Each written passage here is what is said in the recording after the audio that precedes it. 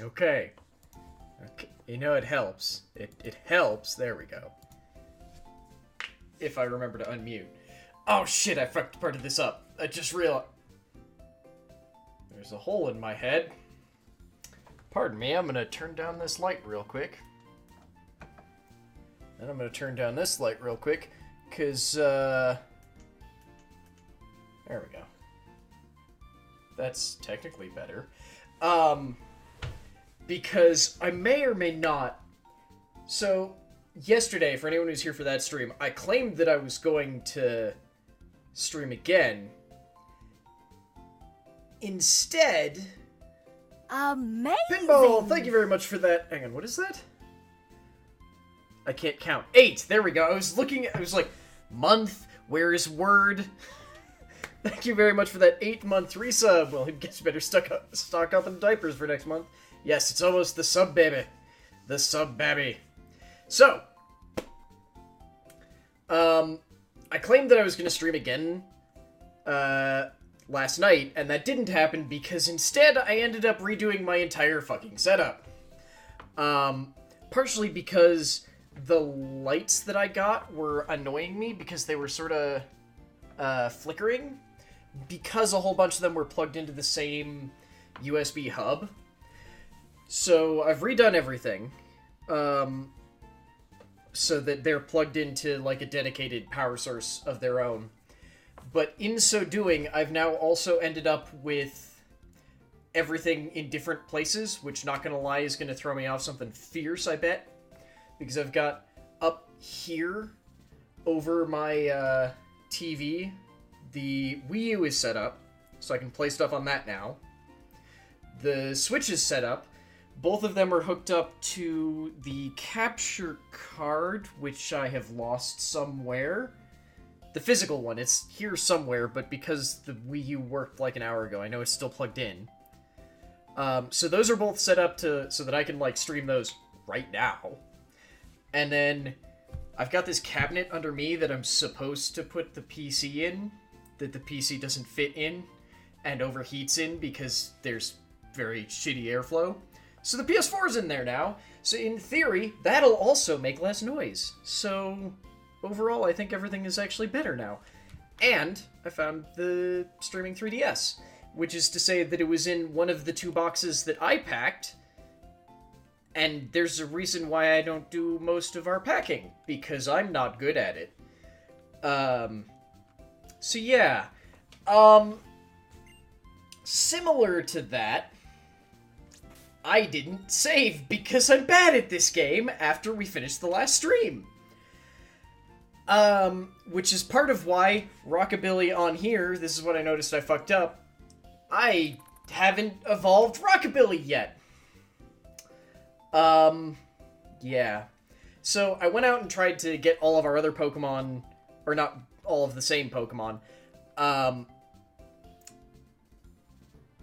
What actually happened was I went to every route again and did the Nuzlocke thing of capture the first one. So there's only one Pokemon to be found on the bridge. So no matter what, that was going to be a Ducklet. But instead, we got the utterly absurd luck of a shiny Ducklet. And I'm glad that I'm showing it to you now, because it doesn't actually look all that special after it evolves. It goes from being, like, white and off blue to, like, white and, like, off-white. So, yeah. On Route 6, where last time we caught Toad, the fungus, instead we got a Deerling, which, not gonna lie, I'm kind of seeing as a massive upgrade. However, that means this Deerling needs a name. This is a male Deerling. It's going to evolve into a Sawbuck in, like, 4 levels? And it will probably be an amazing beater. I was thinking Bambi, but I didn't want to name it without, like, other things.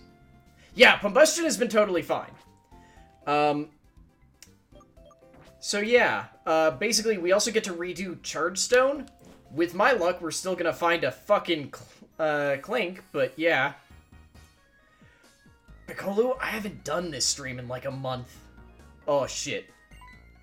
Please don't tell me we have to fight Bianca. Oh, is this how we lost everyone last time? I'm impressed by my shiny new badge. I'm also... Oh, fuck.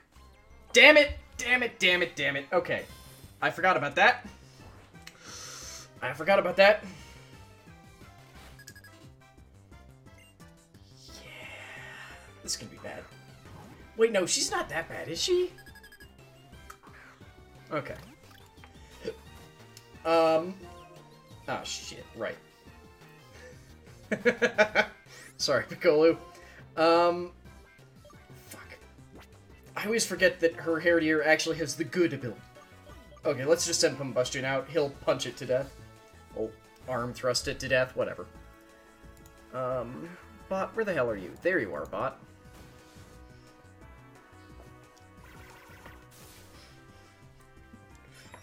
Well, now it's a strange arm-thrusting pig fighting a dog.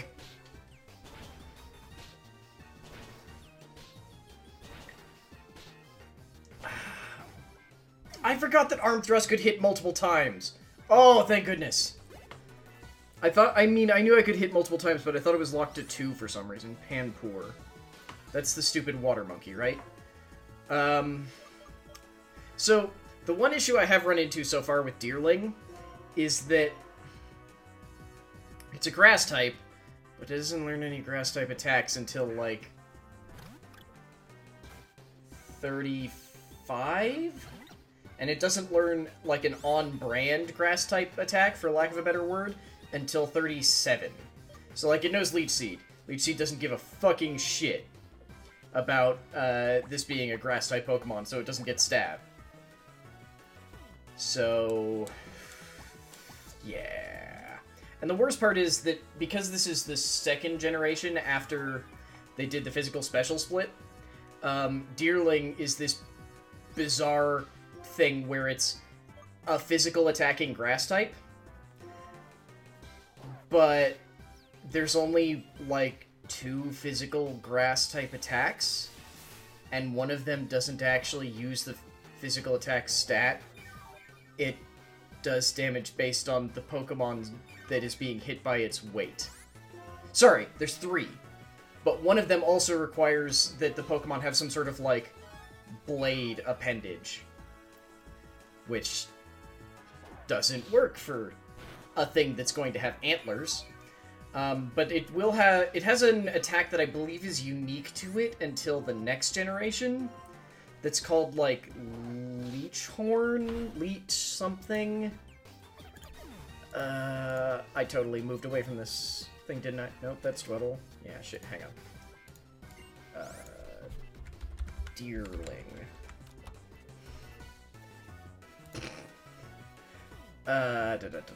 What does its evolved form learn? Its evolved form learns at 37 Horn Leech, that's it. Which is, like, the only physical grass type attack that it's gonna learn. Admittedly, it should be able to do some fucking work with that, but we'll see.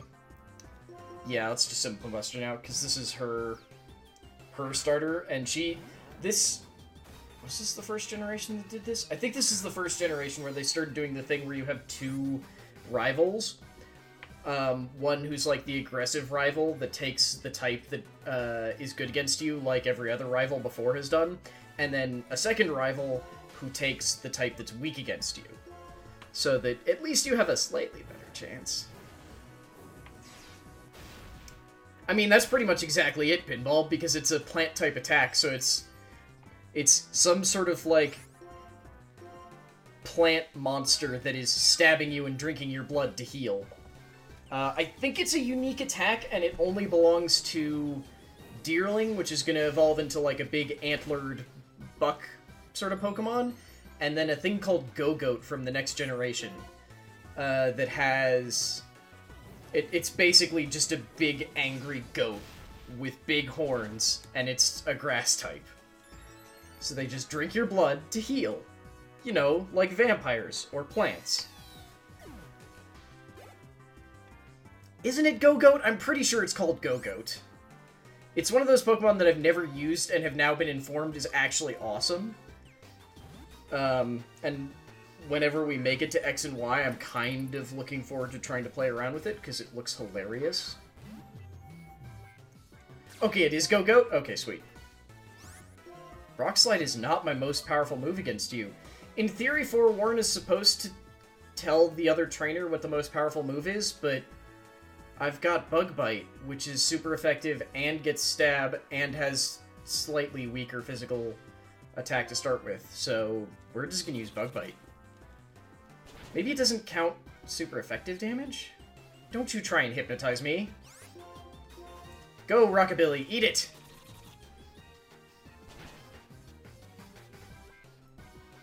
Well, that's why I don't get it, because it said Rock Slide, which is not a super effective attack against a Musharna. Like, we have a Musharna. We should know that. Yeah, I'm not gonna let you win, Bianca, because if you win, that means I have to kill a bunch of my Pokemon. Oh, right, she gives us Fly! Oh, I forgot about that. I forgot she gave us Fly. I kind of want to give Donald Fly. I'm just trying to think if there's anything I legit... Like, depending on what we get in the next cave, I'm probably going to try and switch Commitment out. Because he's got great typing, but since I'm kind of determined to use Donald, because shiny, he's being sort of a... Like I don't know. I can't words. He's sort of a liability. And I'd like to replace him with something, depending on what we get in the cave. Words are hard, but I also just, like, can't think of the word that I want there. I think I took out most of these trainers, but I can't remember for sure. Launchpad McQuack has fly. God damn it. I couldn't figure out what the hell you meant for about halfway through that sentence, and then I heard it out of my mouth and was like, oh, I know what you mean. No, he's not my first ever shiny, but he's definitely my first shiny on stream. I mean, I wish I'd caught him on stream, but, like, the first shiny in a game that we had on... No, wait. That's a fucking lie. We had a Tentacruel in Heart Gold. Was it a Tentacruel, or did it only live to be a Tentacool? There was a different shiny. That much I know for sure. Because, like, off the top of my head, I know for sure that there was a Tentacool on, Oh, he's gonna have Surf. I just don't have Surf yet. Because Surf is just a good move. Oh, shit. Come here. There was definitely a Tentacool. I didn't even know you were an option here! I did not know you were an option to catch! Okay, unfortunately we already caught our Pokemon here, so, Donald, I need you to destroy this. Leaveney. Even though it's gorgeous and I would love to have it on my team. Like, hell, Leaveney! Leaveney can, like, immediately learn one of the good, physical grass-type attacks because it can learn Leaf Blade. Yeah, I do, but it's a Nuzlocke, and we caught the Deerling on this route, so we can't. Like, I legitimately didn't know this thing could be found in the wild. Because I never remember what the hell can be found in shaking grass patches. I should probably check those more often. Or, like, try and make them appear more often, I guess, technically. Well, at least Deerling can now learn a grass-type attack. Let's get rid of Aromatherapy, because it's not actually that good. This is Energy Ball. Unfortunately, this is a special attack, so... but...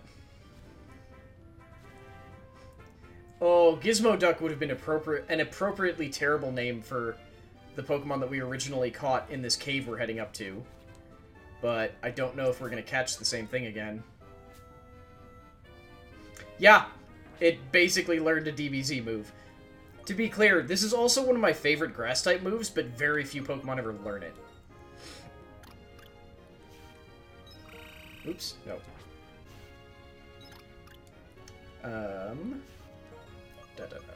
Yeah, user draws power from nature and fires it at the target. It's basically a grass-type Shadow Ball.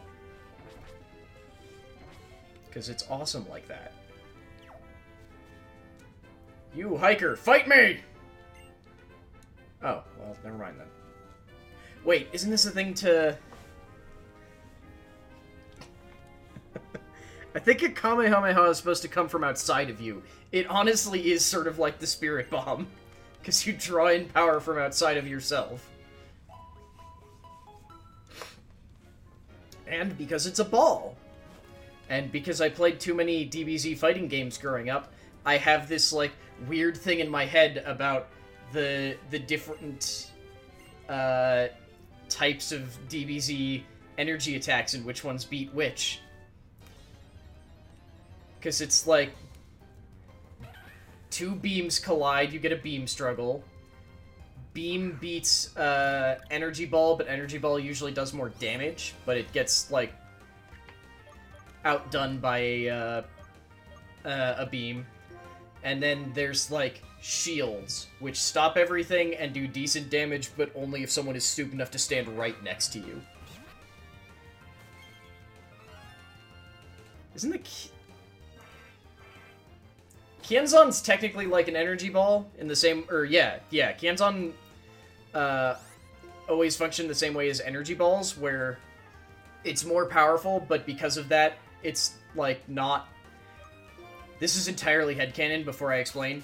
The way I always interpreted it was that, like, energy balls were more powerful, and it was just the fact that they weren't being constantly channeled, that they lost to beams. Well, that's why it was confusing, because there was the Budokai series, and then there was the Budokai Tenkaichi series. And the Tenkaichi, like the just Budokai ones, were all pretty solid, but they were all sort of like 2D fighters that were pretty much stuck on the ground. And you could really get into the nitty-gritty with them and do some weird shit. But I really like the Budokai Tenkaichi ones because they did a lot. One, you usually got, like, big, weirdly open maps. Two, you got to do a lot of very silly stuff because they almost inevitably did, like, a full campaign and then would also do these, like, what-if stories. How dare you use Endure, you goddamn bastard. And you just got so many goddamn characters with it that it was just kind of silly. What was the other one? I had a third point, and it's gone. Oh! They were one of the few games that I think was significantly improved by playing on the Wii, because only the Budokai Tenkaichi games came out on the Wii. Yeah, I sometimes have a hole in my head because my lights are actually a little bit too bright. And I need to adjust my chroma key a little bit. But I think those were some of the only games improved by being on the Wii, because on the Wii, you could do the stupid stuff about, like, pull back hands with the Wiimotes to do attacks and things, and it was fucking great, and I loved it. Yeah, and you can get into dash battles. And you could use your dash to counter rush attacks as well. Because they had, like, I think the early Budokai... I think it was the last Budokai game or the first Tenkaichi game. They added beam struggles, and after that, they added the ability to do, like, your rushing melee attacks could also get a struggle at the end. And eventually, you got a way to counter that without having to do your own rush attack, where you just do a basic rush. It was so good. Yeah, I think Budokai 3 was the one with the weird board game mode. Because the Budokai games in general were usually... They were like a 2D fighter in the same way that, like, Soul Calibur 3 was a 2D fighter, where it's 2D, but if you work at it, you can sort of, like, jostle around the arena. The Tenkaichi games were a lot more like you can sort of be free and unlocked onto each other, but not quite as absurdly, painfully free as Xenoverse. No, they were totally full 3D. I'm just saying that they had a thing in them where you could, like, dodge to the side. Like, they were full 3D, but the camera made it look like it was a 2D... Not a 2D game, but it was, like, 2D in the same way that, like, Soul Calibur 3 was. Where it's like, it's a full 3D environment, and everything is in 3D, but you're sort of fighting on a 2D plane, but you can dodge side to side. And if you, like, press in a direction long enough, you can move out of the, like, currently 2D plane. Sure. Oh, Budokai was... I don't think that's not Budokai. Budokai was the first 3 or 4. God damn it. There are too many goddamn Budokai games. And if anyone has played... Oh, what's the name? Okay, come on. Give me our Pokemon for Chargestone. Please don't let it be another goddamn Klink. Oh, nope, we don't want that because I know what's in the dust patches here. It's nothing but Drillburs. We already caught one of you. Well, we caught your predecessor, right? Yes, we caught his predecessor, so we don't have to catch him. Yeah, because we caught a... What are you called? You're a Boldor. We caught a... What the hell is your first form? It's the thing that doesn't have an eye, it's just like a big ear. Roggenrola, thank you, Stark. Yeah, we caught a Roggenrola, so we don't have to catch this one. Yeah, the problem is I see all of them and go, Gigalith. It's like, no, one of them is a Gigalith, you git. Okay, come on. Come on. Fuck! It's the only one in here I don't want! Only one in this cave I don't want. Because you know what else is in this cave? This cave has my favorite Pokemon, and also a Pokemon that I'd really like to try. It's a pair of gears, and as they evolve, they basically turn into a crazy weird machine thing. What does it evolve? Hang on. I need to remember the names of the stuff it evolves into.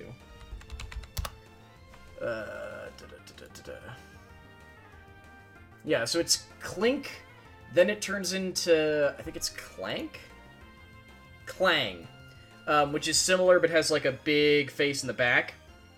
And then the third form, yeah, Kling Clang, which has like a weird spinning gear thing underneath as well. Like, my fucking issue, is that in Chargestone Cave, the Pokemon that we can find are... No, I didn't click on Klink, I clicked on Chargestone Cave. Like, the Pokemon that we can find here are Joltik, which is adorable and evolves into my favorite Pokemon. Ferroseed, which I legitimately want to use and have never actually tried out. And a very, very, very, very, very, very small chance of getting Tynamo, which is cool, but is not amazing until it evolves. Yeah, and you know what's in Gen 1? A snake. And a pile of slime. There have always been kind of uninspired Pokemon. Like, one of them is literally just snake spelled backwards. Like, there have always been uninspired Pokemon, but there's also just good Pokemon in every generation, too. Look at fucking Deerling. It's goddamn adorable. Or the bizarre-ass thing that is Musharna.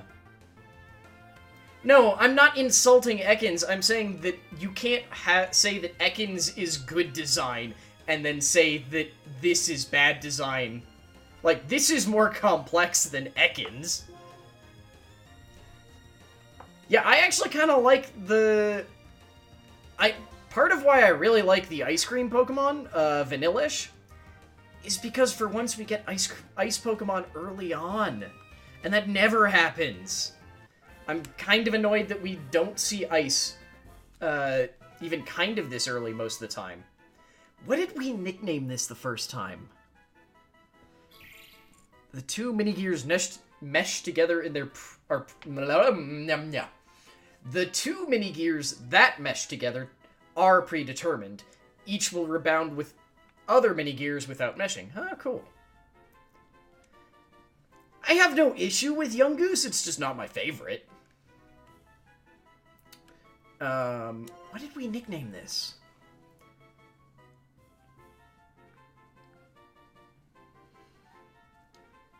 I mean, honestly, I was still thinking of Gizmo Duck after y'all were bringing that one up with all the goofy DuckTales names. It's the teeth, I think. It sets off alarms in people's heads. I think it's more just that the whole face is not my favorite. Every Klink has a sword. I think the idea is that every Klink is a soul-mated pair. I don't think Darkwing Duck works for a machine, unfortunately. What? What?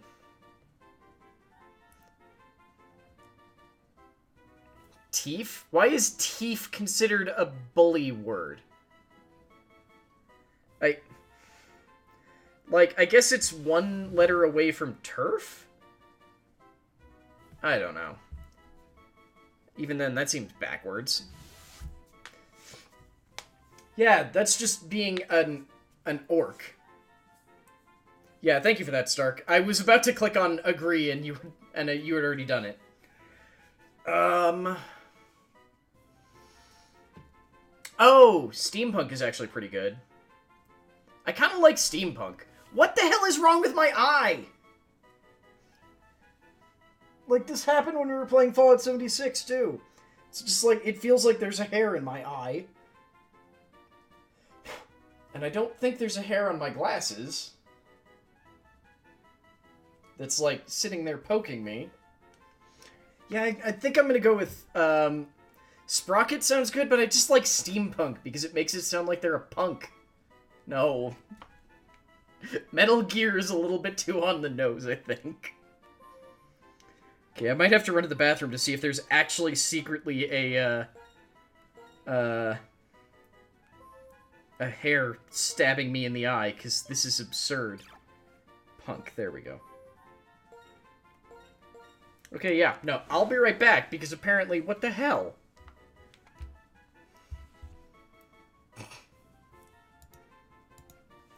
Wow, okay, apparently the auto mod seems to have been upped a little bit, because not only did it, it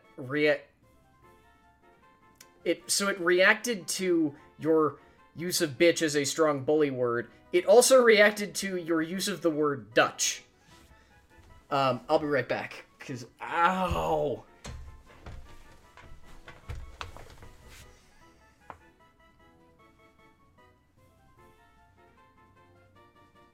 Okay. I think it's done being painful. There we go. No, Brig, it doesn't think that your language is offensive. It's getting annoyed because, you used the nationality in a sentence that also included what it's qualifying as a strong bully word, so it's assuming that you were saying something racist about Dutch people. Or about someone who was specifically Dutch. Or insulting someone because of them being Dutch. That's the word I'm looking for. There we go.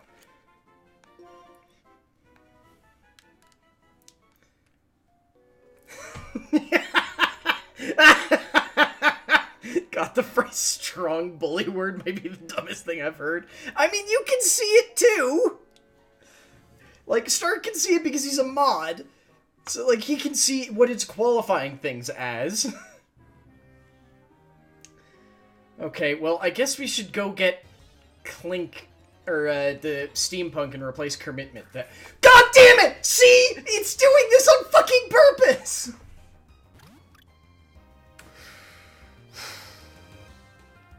We could have had a fucking Pharaoh seed, but no! No! We had to get a Klink!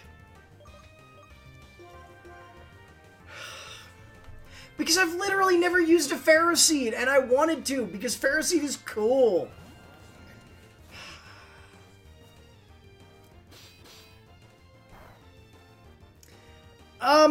So the reason why I like Automod to some extent is because, especially with Pokemon things, I can actually see it. The way that I stream, Pokemon, I can see all of the chat stuff. And I have Automod set to, like, a low level, and I like it for the same reason that I like having links disabled, or links disabled for non-regulars, because I've run into the issue of people coming in and going, and, like, posting porn links, or just popping in to go, like, say something shitty for the sake of saying something shitty.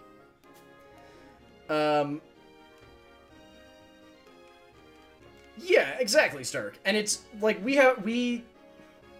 were this to be a larger channel, I would, yes, 100% need to have mods or be able to, like, do more things on my own. And lacking a, like, group of people to corral into modding, or that I feel comfortable corralling into modding. It's more of, like, I'm okay with it as a short-term solution. What am I looking for? Right, I was going to teach Fly to Donald.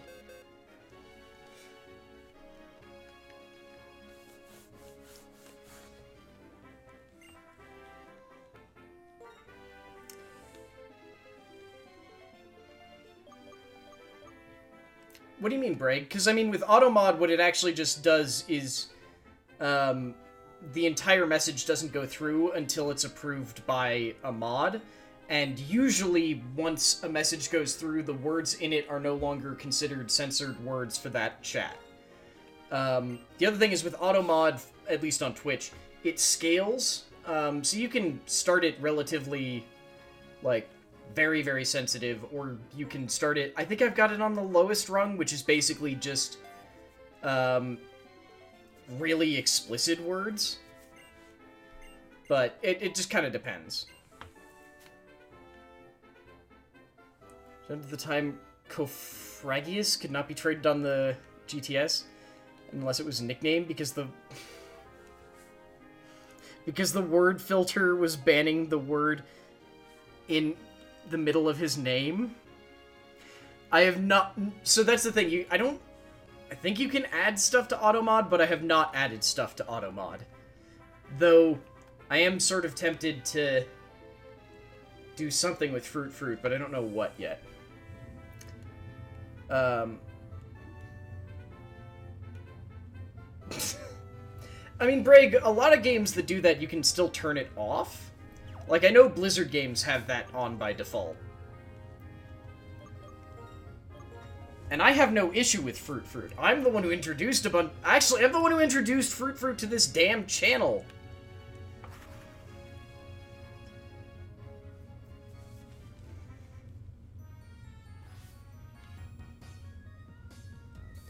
I mean, most Blizzard games let you interact. Honestly, Hearthstone is the only one that doesn't let you interact to start with.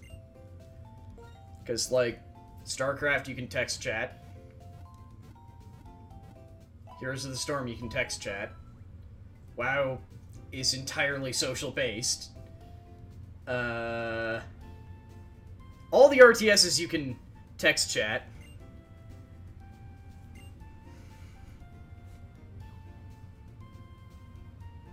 Oh, Piccolo, how have you missed the glory... Okay. Look, this is a Nintendo game. This fucking VOD is gonna get muted anyway. Hang on. Or not muted. This VOD is gonna be attacked by Nintendo anyway, so let's do this. Here, for anyone who has no idea what the hell Fruit is, to be clear, this is normally a punishment song, but every stream I've seen this used as a punishment song on, the people who are supposed to be being punished, have developed some sort of Stockholm Syndrome to it. This is a song that,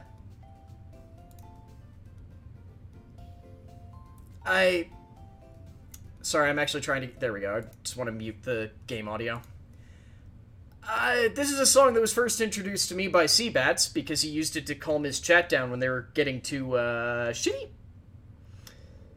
Yeah, Adam used to use it to handle his chat. Now he uses it as a reward because they've all gone nuts. So yeah, here you go. Don't worry, it's only 1 minute and 30 seconds. I'm just gonna sit right here. Choo-choo train, fruit, fruit, choo-choo train, fruit, fruit. Now it's time to stop. Hey, I'm a fan of Adam, damn it. Adam is fucking great. They are blueberries, put them on the train. They are blueberries, let's set off again.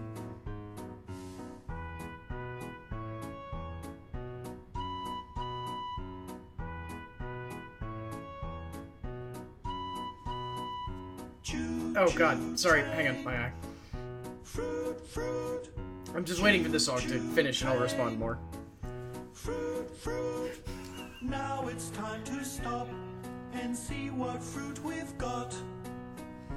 They are raspberries, put them on the train. They are raspberries, let's set off again. Choo-choo train, fruit, fruit, choo-choo train, fruity toot toot. That's it. Like, that's it. That is fruit. Sorry, anyone who came in to see Pokemon Black, yeah. Yeah. Okay, we're back now. I have watched Spectator Mode. I tend to be in the field that I think his first one was definitely a bit rough, and that he had poor timing with doing League of Legends as his first one, but his second one is fucking great. If anyone has never heard of Spectator Mode is a show being done by Adam Savadan for Loading Ready Run. And if you're aware of Loading Ready Run and don't like the stuff they do, don't worry, this is actually something quite different. If you haven't seen anything Adam does, he is twitch.tv/cbats. He is a very hilarious streamer. But Spectator Mode is basically him looking at different competitive esports and trying to not exactly, like, explain them, but give you at least a baseline understanding of, like, information. Because, okay, let's face it, if I were to jump into, like, trying to watch football right now, a fair amount of that makes sense. It's two teams trying to, like, get the ball to the other side. That's not always that clear with a lot of esports. So what he does is basically, like, explain, here's the overarching goal of what two people are trying to do when they're playing this, or two teams are trying to do. And, like, here are some little bits of information about terminology. And then he does an interview with a, like, well-known commentator, or, like, a person associated with the community who is known to be able to talk about the community. And he did one on League of Legends, which is the first one he did, and is kind of rough. But his Smash Brothers one, which is the second one he did, is fucking hilarious and really good. And I just highly recommend it. Same thing, he's on another Loading Ready Run thing called Sidewalk Slam, which is what got me into wrestling, because unintentionally they did that with wrestling, which was just, hey, a lot of online discourse about wrestling is kind of negative, so let's try and look at it in sort of a positive light, mostly going, it's fucking stories. It's just stories, and that makes me go, yes, I like stories. And just realizing that it's just stories with punching people in the middle. So what the fuck's wrong with that? So, just, yeah.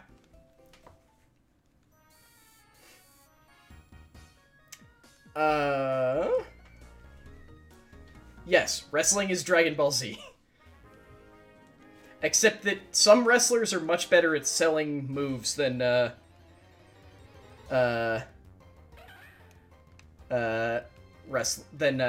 Ball Z characters. Yeah, wrestling is just IRL sports anime. That is probably one of the best explanations for wrestling that has ever occurred. I forgot to put the Klink in our team. Yeah, I heard about Roman. I still don't particularly like Roman, but I can still feel really bad for him. Yeah, I mean, that's sort of the issue, though, Stark, is that a lot of American audiences aren't super great about getting into it. Or, lately... Well, not late. Actually, it hasn't been as bad lately, but... in, like, 2016, audiences were, like, generally really into wrestling. The problem is that they were really into booing wrestling because they kept pushing, like... people basically imagine that if you just shoved a character fully formed in front of someone and went, here, like this. It's like, but I don't like this. But we're gonna pretend that you like this for the story, okay? But I don't like this. So, yeah, let's swap him in for commitment. Why do we have so many grass types? Yeah, I don't think there's anything wrong with Roman, it's just... I don't like his writing, and I don't think his story has been very good. And the fact that he's paired up with a large, angry beast man who has no character and continues to somehow get worse.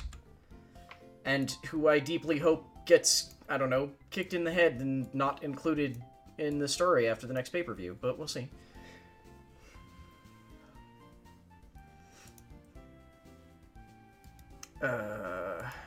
Commitment, right.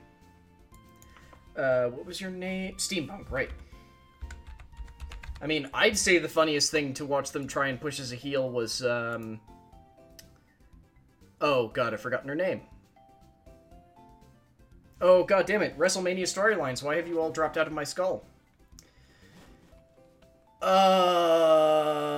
Nia Jax. So, the lead up to WrestleMania this year was kind of weird, and one of the storylines was basically one of the female wrestlers had been pretending to be, like, super friendly with, so it wasn't Becky Lynch. What the fuck's her name? Yeah, but for a little while they tried to make it look like Nia was the heel immediately after WrestleMania because... Alexa Bliss, that's her name, yes. Alexa Bliss, who... I'm gonna be honest, I think kind of looks like the person you imagine if you hear the name Alexa Bliss.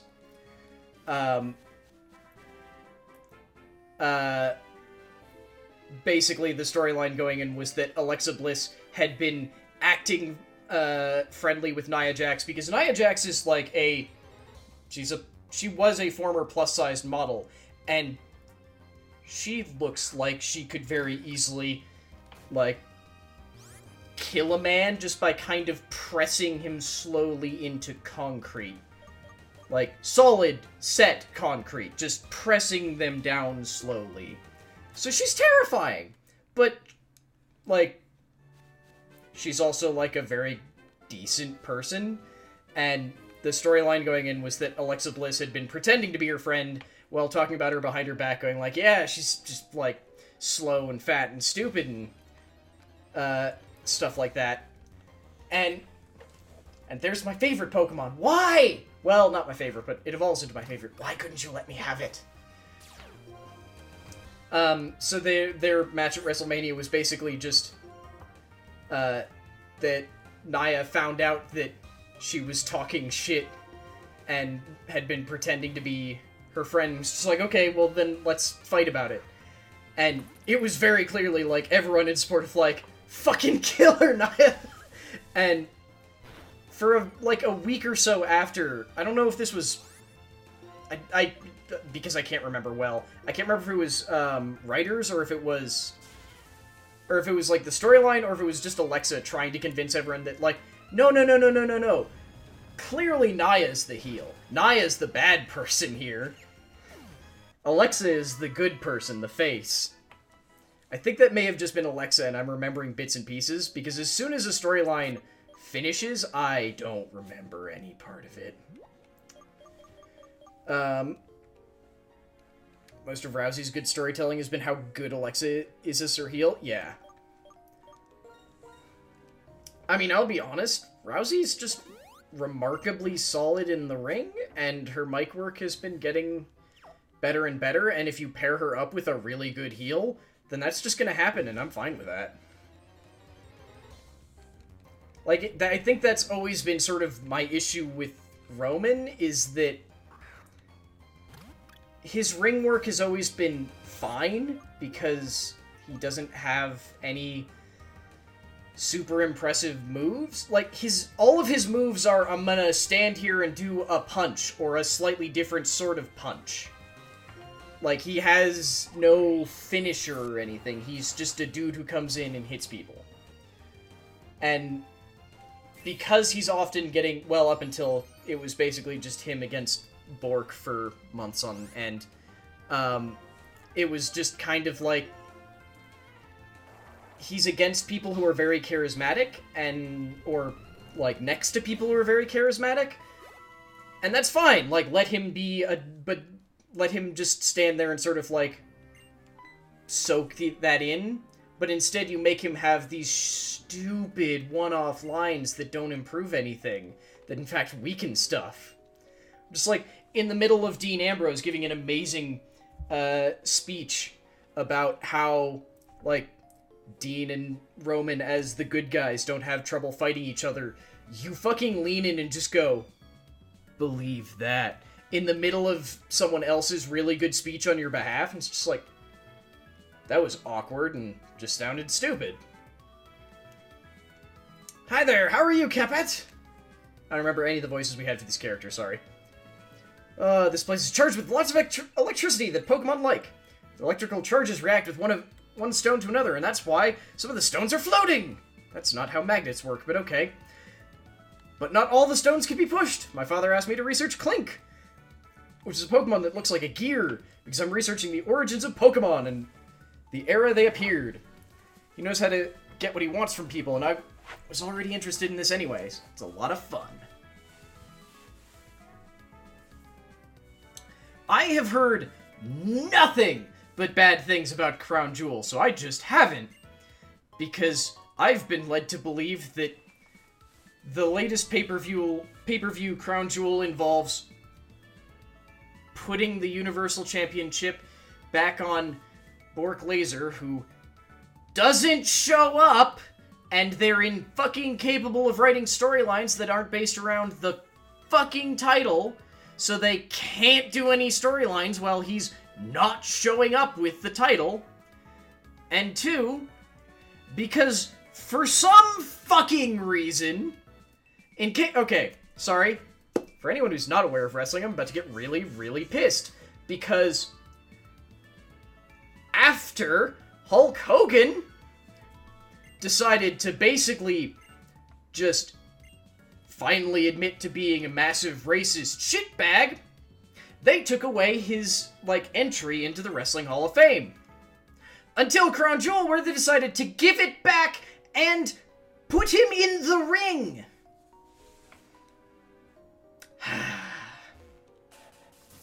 I'm still annoyed about this. Also, Crown Jewel is relatively recent, but why?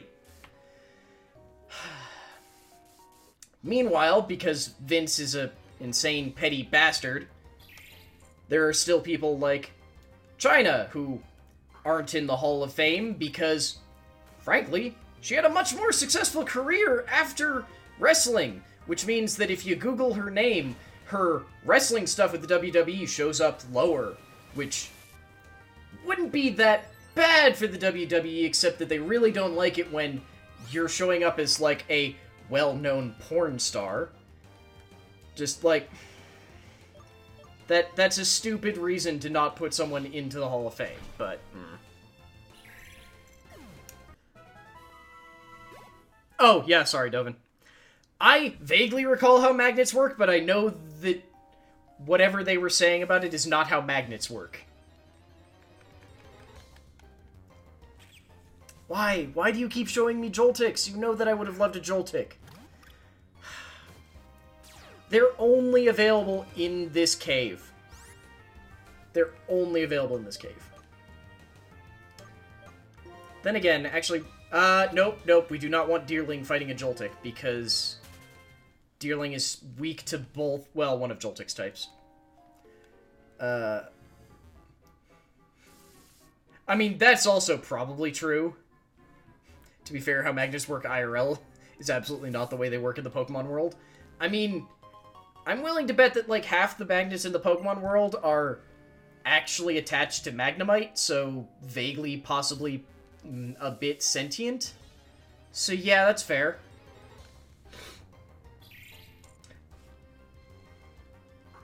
Okay. I mean, I can send out a combustion here, yeah. So I'm trying to get Deerling up to 33, because when he hits 33, I can give him a rare candy and evolve him, and that'll turn him into a Sawbuck. Also, I totally meant to go find the Name Raider. Oops. Because I think the Name Raider is already a thing that we have access to, and I think he's back in... I want to say Castalia City? Because I know we found him before, I just can't remember for sure. How do these Pokemon float in midair? They're magnetic! That sounds fake, but okay. I mean, isn't that how a bunch of the, like, floaty objects that we make nowadays work? Is with, repulsing magnets? Because I'm pretty sure that's how, like,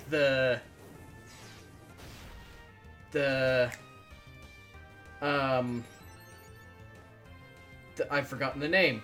There's the May Snowball that Blizzard put out. The alternate timelines, I believe one of them is like a 100% complete wipe on a gym, and one of them was a whole bunch of stuff that happened that didn't get saved. Hey, Drilbur. The true timeline is just, like, the joke of, okay, well, now we're just kind of committed now. But yeah, I believe anything that says, like, alternate timeline 1 was we made it, like, I think 2 gyms in, and then nothing was saved. So I ended up having to redo everything. And the second timeline was, like, a hard defeat to the second gym? Whatever the normal gym in this generation is. Because she has some fucking mean Pokemon, damn it! She basically has nothing but watchdogs that the first time we went up against her, she, like, hypnotized a bunch of us, and then she kept using Retaliate, which is... I think it's a base 70 power move, which is really high for the level that we were fighting her at. So it's base 70 power, and if one of her Pokemon has fainted, I think it upped to 140. So basically it was just like, oh, she's just one-shotting me. That seems bad. Quantum Levitation? Yeah, that requires a fairly low temperature. Wait, quantum levitation? I thought that was the thing from Bioshock Infinite that I didn't think was real. I remember well, not real, but not physically attainable at the moment. I was explaining how gravity considered the weakest of the cosmic force, and they were like, can you prove that? And I just held a magnet in my hand, ran the other magnet over to pick it up. Yep. Yeah, like, gravity is very important. And when you're talking about weak on a cosmic scale, that doesn't mean a ton. Like, weakest cosmic force can still shape and bend light around it. Oh, God. When did we get fossil Pokemon in this game? Because Archon is awesome. Do I have any moves that are actually good against this? Not really. Donald does, though.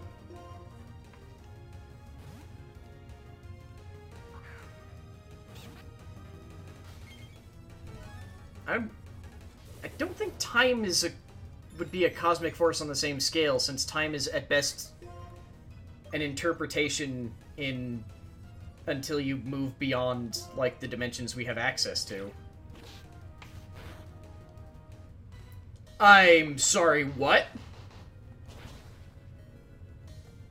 Okay. That was a lot of damage.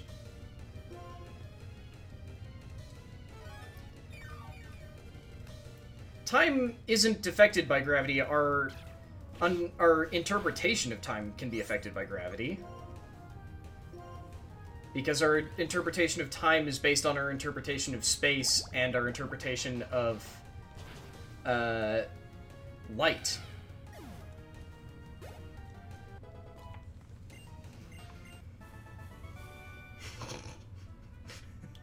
She's right. If you pick up a clock and then drop it, it falls. But does it break, Stark? But does it break? Quantum levitation just sounds cooler and is more marketable than Miser. Oh god, I can't say that word. Name, sorry. Oceanfield? Oceanfeld. Depends on what it's made of. God damn it. That reminds me, I've got a watch that I need to get to a jeweler or someone to at least look at.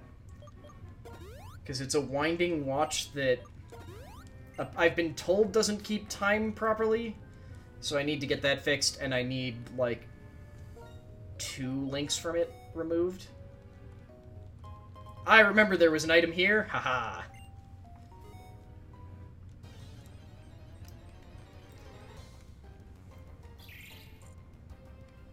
Oh, that was... Oh, back. No, stop doing things. Oh.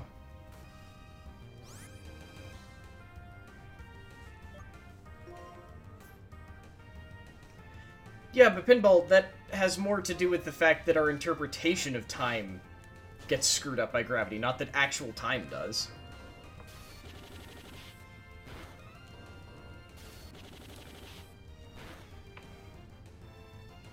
Yeah, because that's the basic tie to relativity, Pinball, is that the faster you're able to move, the less tethered you are to,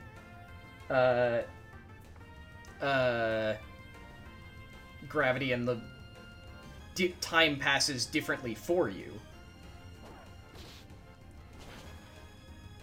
But that's not like a cosmic effect, that is just acceleration. I still can't pronounce his name. Meisner Oschenfeld effect is basically using superconductors to get magnets to levitate in extremely cold temperature. It works, but not very implementable. Oh, okay. Yeah, no, I'm not saying it's not affected by gravity. I'm saying that time is an artificial construct. Because our dimension doesn't process time the same way that we think other dimensions do, in the same way that something that exists in 2 dimensions can't very well understand the complexities of a 3rd dimension. Our weird interpretation of time is screwed up is changed by gravity. Right, no, Joltik I don't want to fight, because Joltik will fucking kill Deerling. Bambi. I'm gonna start saying Bambi, because let's face it, we're gonna name it Bambi. And before I forget, let's give a rare candy to the Deerling. The Bambi, goddammit! Oops. Oh, how did I... That was impressively backwards.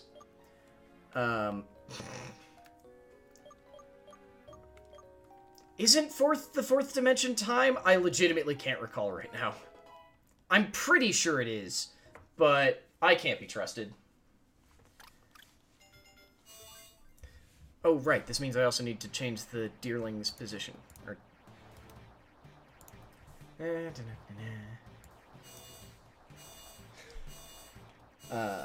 Bambi, right.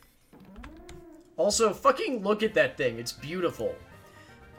It changes based on the different seasons. Although I don't know if it changes...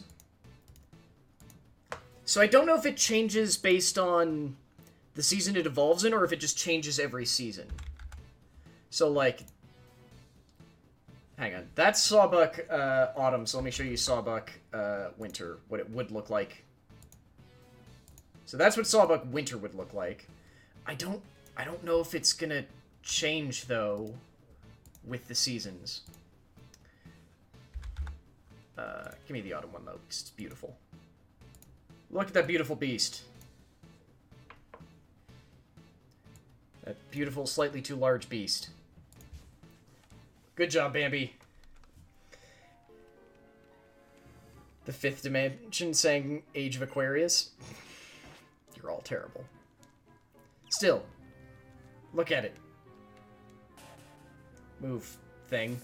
Oh, right, there's a trainer we haven't fought over here. So, I need to... Wow, this thing only has a 2% chance of showing up.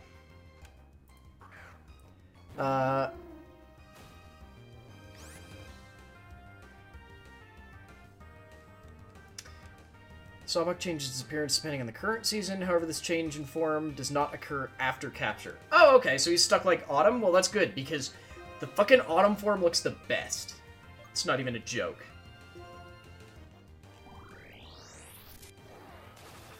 This is also not 100% accurate. When the month is January, May, or September, the season is spring, it may become spring... Wait, what? Well, that... Oh, okay, so it has to be there at the... Okay. Well, no, I read it quietly in my head, and then read it out loud again, got confused, because... That's not... That doesn't mean...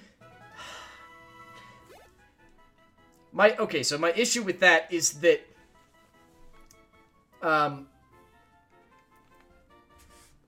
Its appearance depends on the current season, however this change in form does not occur after capture.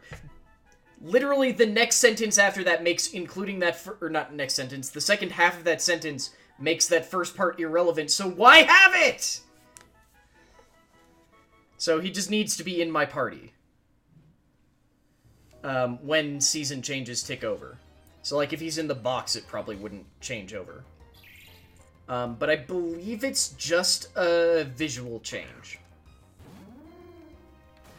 I'm not yelling at you, Stark. I'm yelling at whoever the fuck wrote it. I knew you didn't write it yourself because there were quotation marks. Also, hey, Aleph Cat, and happy birthday. Okay, good, it is entirely cosmetic. I thought so, but I wasn't sure, because the only other thing that I could remember up to this point that did the whole form changing was cast form, and I think the cast form changes have a stat difference, but I don't remember what it is. You, scientist man, I've come here to fight you. Fight me. Fight me. I'm not reacting like fuck you, Cap. I'm reacting like, I know, right? What the fuck? Yeah, but I also want to make sure you know I'm not yelling at you. God damn it, I need to switch Rockabilly into the front so that he can gain experience, but I want Bambi to hit 37 so he can finally learn a good grass-type move. Ugh. This is so mean, I must do both. Wait. Bambi has experience share on, I can just switch Rockabilly into the front. Oh my god. What's the lowest encounter rate of any mon in the mainline games? I don't know. Because, so, especially with games like this one, you end up with a weird question like that, because Pokemon can I think the lowest capture rate that I remember hearing about is like a 0.3% rate of showing up, but I think after Gen 4, they introduced the thing of, like, shaking grass. Oh, I think he said... Did you say encounter? Yeah, encounter rate, not capture rate, yeah. And shaking grass is one of those things that I feel like would screw with any sort of numbers. And then you could go to the really bizarre end of the spectrum and go, well, what about Feebas? Because what the fuck, Feebas? If you haven't seen Feebas, in 3rd generation, they kind of looked at Magikarp and went, we should do that again. But instead of... You're just thinking about Feebas. But instead of making it painfully common and just sort of a grind to evolve, let's make it so that it spawns on 3 squares of 1 river, and that's it. Feebas technically has a pretty high encounter rate, but only on the specific tiles. Yeah, 3 fucking tiles! And it's a pain in the ass to evolve, because you have to evolve it with, depending on the game. Originally, is that a large fish that you had to give money to? No, it was a butt-ugly fish that, because in Gen 3 they had a system for increasing, like, non-combat stats for doing Pokemon contests, you had to increase its beauty to make it evolve. And the only way to do it was to basically make the best beauty... I think they were Pokeblocks in that gen. And... like, either you had to make them perfectly yourself, or you had to work with other people and get them to commit to making beauty Pokeblocks. It was so dumb. See, I couldn't remember if it was 3 tiles or something different, but I remember it being at least divisible by 3. And I think they still did something with it for Omega Ruby and Alpha Sapphire, where I think it's easier to find, but the tiles reset, and I don't remember what causes the tiles to reset. It might be a daily thing. How dare you use Bug Bite? It's bad enough that you're making me kill my favorite Pokemon. Like, hang on, to be clear, for anyone who doesn't know what the hell Joltik evolves into... yes, that's what evolves into Milotic. That's why you have to raise its beauty. This is called a Crustal. What the hell is it? Gal. Galvan. There we go. It evolves into that beautiful thing. That's a Galvantula. It's like the only electric bug type. Because one, there aren't enough electric crossed with something types, and because bug types are the best. Fight me. Fucking love bug types. It's not even a joke, I actually just really... I think all of my favorite Pokemon are bug types. Bug Legendary when? Gensec doesn't count.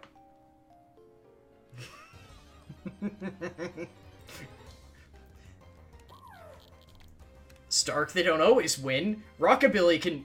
God damn it, I forget that I'm mirrored. Rockabilly can fucking fight a rock type, or a fire type. Cap confirmed to be Guzma. It's not completely wrong. I disagree with his methods. I disagree with his methods, but not his preferred type. I guess that's better than being confirmed as Bugsy. Who are the other bug-type gym leaders? Because there's Bugsy, whose just entire characterization is, I catch bugs! And then there was the dude in this game who's like an artist.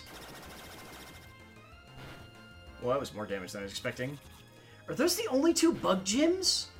There's gotta be another bug gym, right?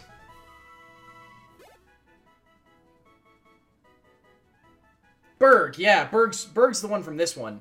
Because he's like the artist with his... Fucking Christ, that gym was full of clowns and honey! That was so weird! Is the first gym leader in X and Y a bug gym? I have learned, playing through Pokemon games again, I remember nothing from X and Y. Fucking nothing! Like, apparently I have a relatively decent memory of Red, which is amazing because I didn't play it. Red, Blue, and Yellow, which is amazing because I didn't own or play them growing up. I have a pretty damn good memory of classic Silver and Gold with, like, an okay memory of the remakes. I have a spot-on memory of Ruby and Sapphire. But then as soon as we hit 4th gen on, it just starts to ooze out of my brain and I don't remember any of it. Like, I remember Alola, but that's because it's new and fresh. And Oh, I'm gonna screw up your name. I'm very sorry about this.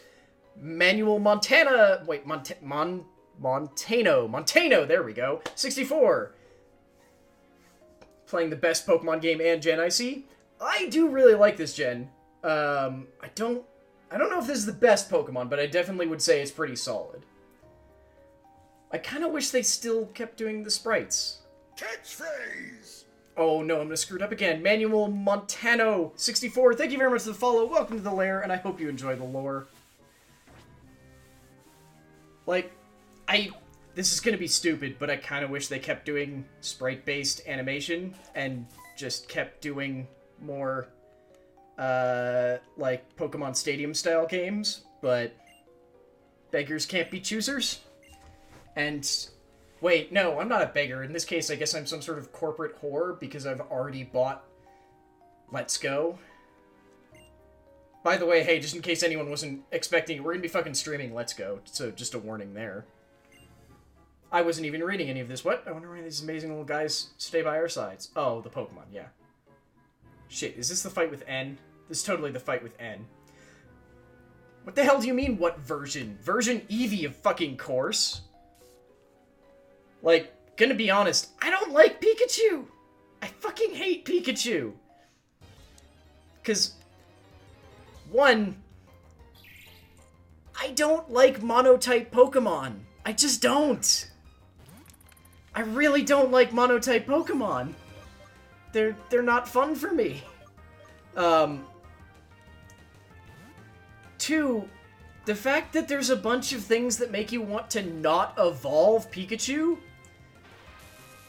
just seems kind of shitty. Okay, I guess hate Pikachu is strong, but Pikachu is by no means one of my favorite Pokemon in any stretch of the word. Like, I have no love for Pikachu. Just, there is no love in my heart for Pikachu. Frankly, like Raichu better. Frankly, kinda like Pichu better, because at least he's adorable.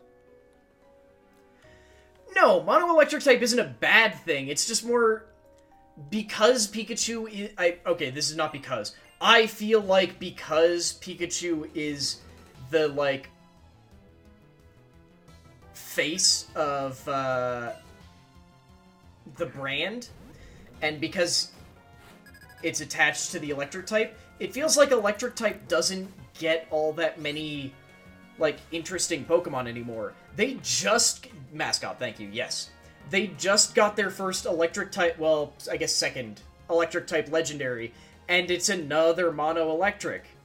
It's like, their Electric doesn't cross with a lot of types, and I feel like they need to do that more.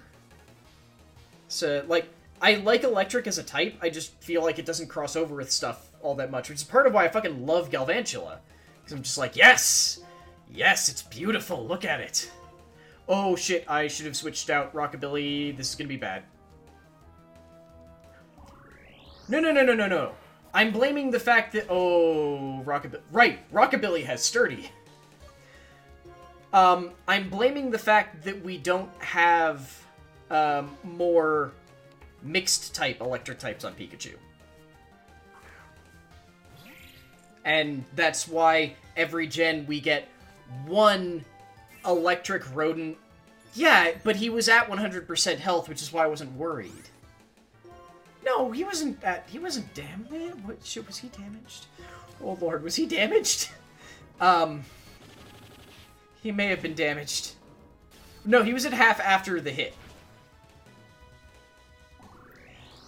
Well, no. So that's the thing, Pinball, is that, like, Pokemon are never locked to just having one type of moves. It's more that having multiple types just enables them to do more stuff. And I feel like, what's it called? My brain is gone.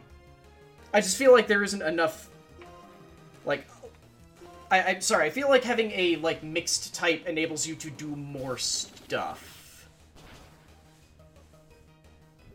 I'm sorry, what? To be honest, your wrench looks like something a person would would wear in public, and that's a good... Yeah, that was always sort of the goal with it, is that it's just our logo, but yeah. Yeah, I know that having multiple types doesn't expand the move pool, but it increases the likelihood of getting access to other things, and I feel like... Yeah, yes, it means you get access to 2 stabs instead of 1, but I feel like it also just opens up design space for combining electric type with other things. Yeah, I think that's the idea, is that having a dual-typed Pokemon, 1, means that when you're designing it, you feel more like a Pokemon makes sense having these other abilities, and it gives you a wider, like, creative field to go like, well, what happens if you combine electricity with fire? We still don't have an electric fire type to the best of my memory. What sort of moves would that kind of Pokemon have? And I just feel like electric doesn't get mixed and matched a lot, so we don't see a lot. Like, this gen added Galvantula, which has the really interesting thing of, okay, what would an electric bug have? Oh, it's got a, like, Electro Web attack that... I think it's a physical attack that lowers speed, so it's like String Shot and an electric attack together. What's the fuckiest Pokemon, and why is it Lapras? What do you mean the fuckiest? Like, it's just a, it's like a plesiosaur with an island on its back.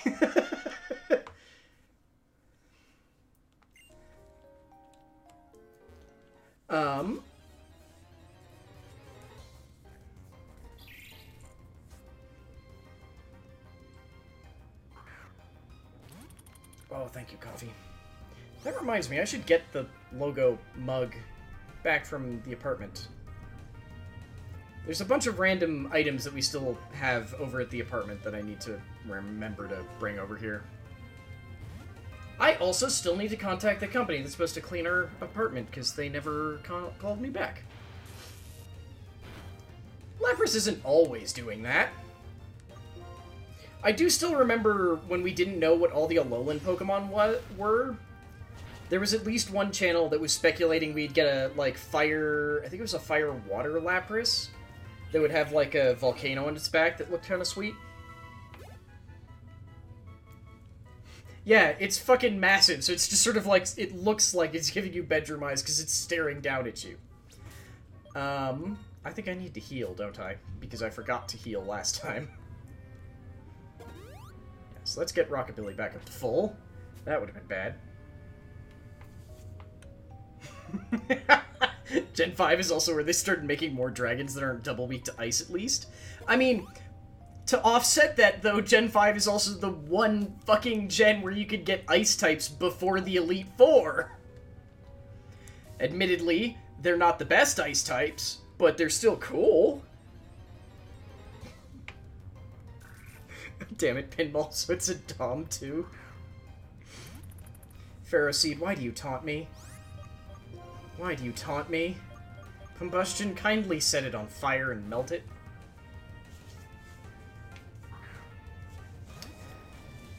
Is Gen 5 the one where they added Axew, or was that... Yeah, that was Gen 5, right? The Axew family was Gen 5. Yeah, I guess... Wow, yeah, pretty much all the other dragons were quad weak to ice, weren't they? Pretty sure you can get ice type in Gen 3 around Gym 7? Yeah. Yeah, because Haxorus is Iris' signature Pokemon. Right, yeah. So yeah, Gen 3... Can you get them around Gym 7? Which one's... Yeah, because you can get them to the cave just north of the town. In Gen 2, you can get them just after Gym 7. Shit, yeah. What ice types were there in Gen 1 aside from Articuno? Lapras is half ice. Dugong is ice type. There's one more. Jinx is an ice type. I don't think there were any pure ice types. Wasn't ice also a physical stat? I feel like ice was physical. Yeah, I don't think there were any pure ice types in Gen 1. Interesting how dragon specialists almost always have a signature Pokemon that is a dragon introduced in their generation, while other types tend to be a little bit more random. Yeah, I mean, except for in this generation, yeah. Because this generation has the whole thing where... Oh, fuck. Where you don't see any Pokemon from outside of it until afterwards. Oh, Ice was special? Okay, that's not too bad then. Ooh, yay, Hyper Potion.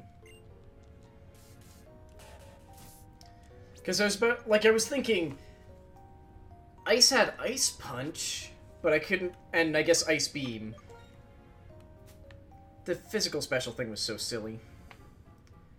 Yeah, it's just in Gen 1 there was only one dragon type. Yep. Yeah. Well, he had Gyarados that they tried to play off as a dragon. Any type that now has an evolution plus dragon is special in Gen 3? Oh, okay. Right! Gen 3 didn't have the physical special split either. Jeez. Wow! Blaziken, your stats were really fucked up, weren't they? Yes, Gyarados got Dragon Rage, which in Gen 1 was the only dragon-type move. Because... Dragon Rage. Yeah. Yeah, his team was Gyarados, Dragonair, Dragonite. Didn't he have a... I'm thinking of his team in Gen 2. Yeah, Dragon Rage is a terrible attack. Like, early game, Dragon Rage is a broken attack. Late game, Dragon Rage sucks butt. I love this place. The electricity charges my inspiration. Don't trust inspiration. It's a fickle thing. I mean, I'd say even up to, like, level 20, Dragon Rage can, like, two-shot most things. Because Sonic Boom is... I mean, hell, Dragon Rage can two-shot my Rockabilly right now. Like, that's pretty solid. Like, it's a one-shot kill, but yeah. Yeah, exactly. It needs to two-hit KO to really be useful. Okay, come on, Combustion. Kill this thing.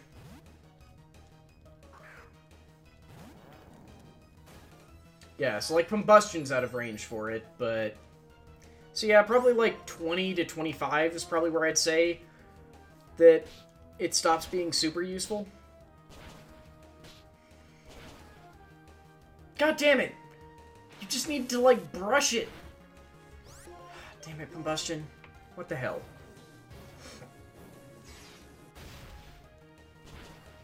There we go. Goodbye, Klink. Do you have more Pokemon? I didn't actually check. Ah, that made the light bulb in my head. I feel like I missed part of that text. You're not the healer for this area, are you? Damn it. Okay, I was hoping. I was really hoping. Why must you taunt me with the Pharaoh Seeds?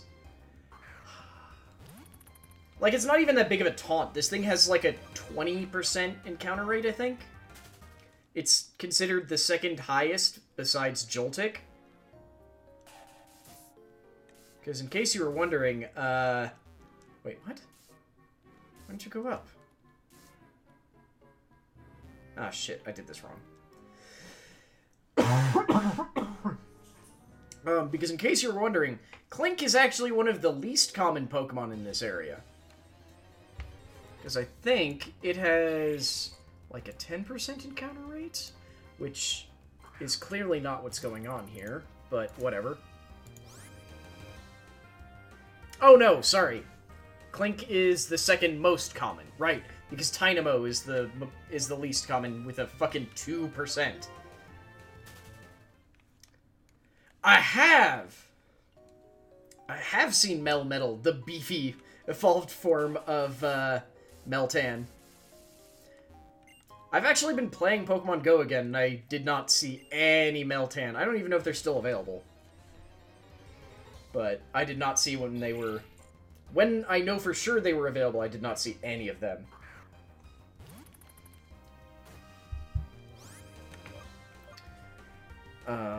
Stop giving me Klinks. I'm not good at fighting Klinks. Like, seriously, I'm kind of annoyed that Joltik has a 39% chance of encounter. 39! It took us so long to see one. Boulder! Boulder has a 10% encounter rate.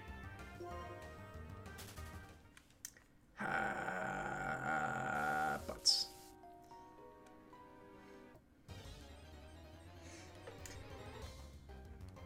There we go.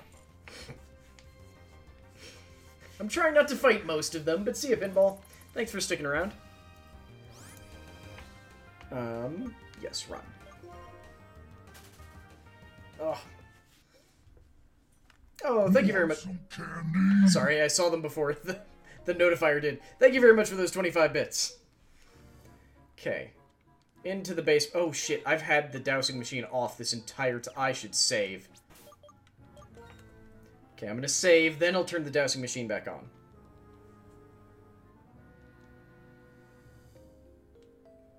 So that we never run into this issue again. Aw, Vanillipede, I missed you. You were awesome. Don't get enough bug types.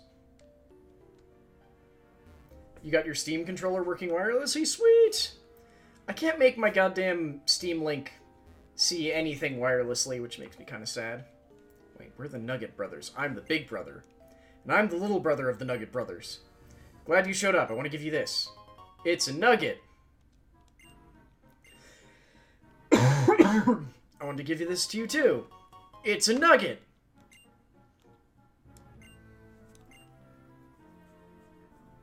How did it get so golden without deep frying? Trade secret. What do you mean have I tried boiling? Oh, god damn it. Oh no, that was terrible, Dovin. That was terrible.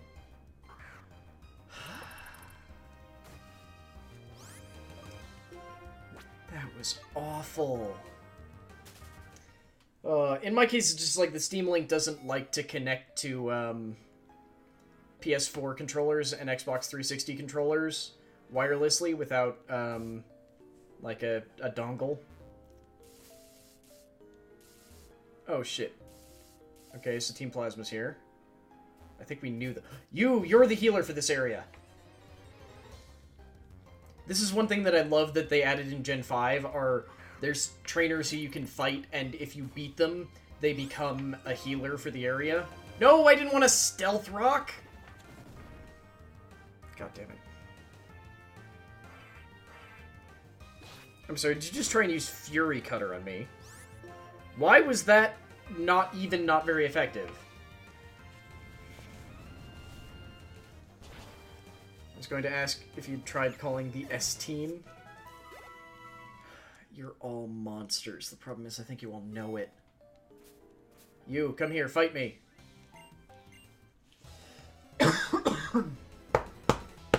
Oh. Stealth Rock can be pretty useful for in-game teams.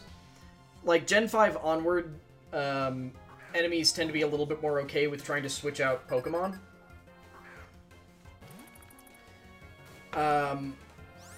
Plus, it just is decent setup if I don't... to get a little bit of tick damage in. But it probably won't be a move I keep the entire game. That's for sure. Okay. String Shot sucks, but if we can hit him again, we're good. Fuck off, really?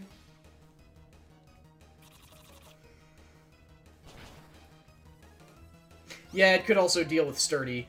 I don't think we've This is always the issue with fighting a Swaloon. I'm sorry, did you just bug bite me? Okay. I don't think dealing with Sturdy has ever been a big issue for us, but yes, that is also a thing we could use Stealth Rocks for.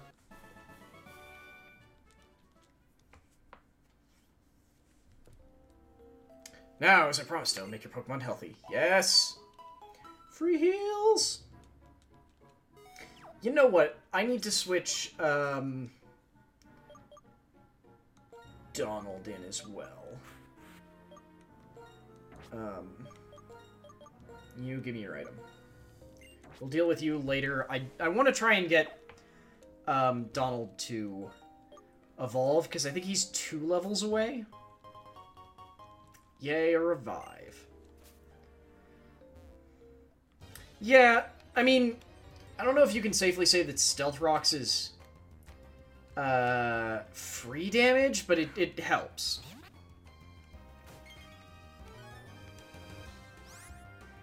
Oh, this was a mistake. Oh, this was a massive mistake. Okay, can you one-shot it? Double weak, or quad weak to electric damage. Okay, unless it's dumb. Okay, it's mercifully deeply stupid.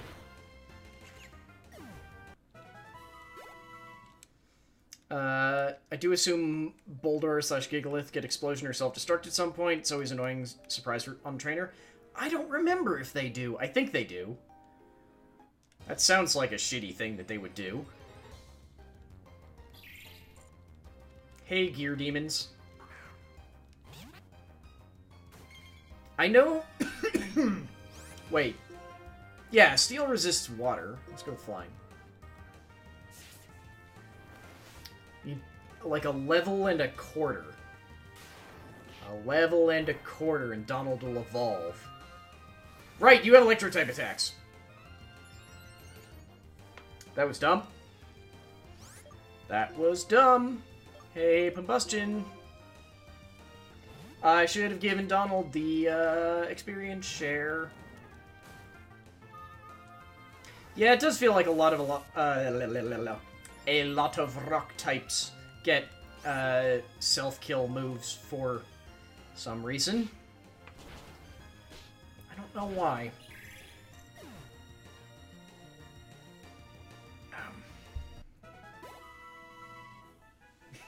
That's a good rolled R. Well, thank you. I've already forgotten why I was rolling the R, but I remember doing it.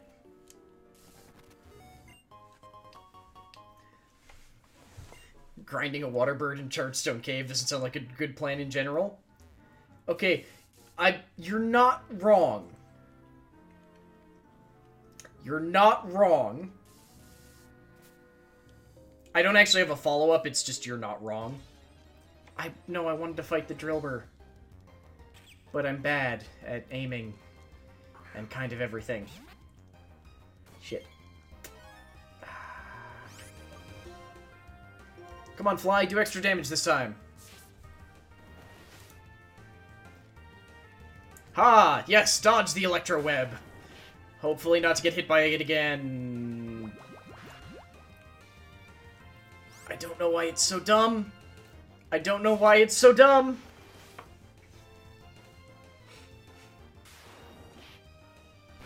None of that should have worked. None of that should have worked. Come on, Donald. You're almost there. You're almost to the next level, at least. There's an item over here, so I want to go get that.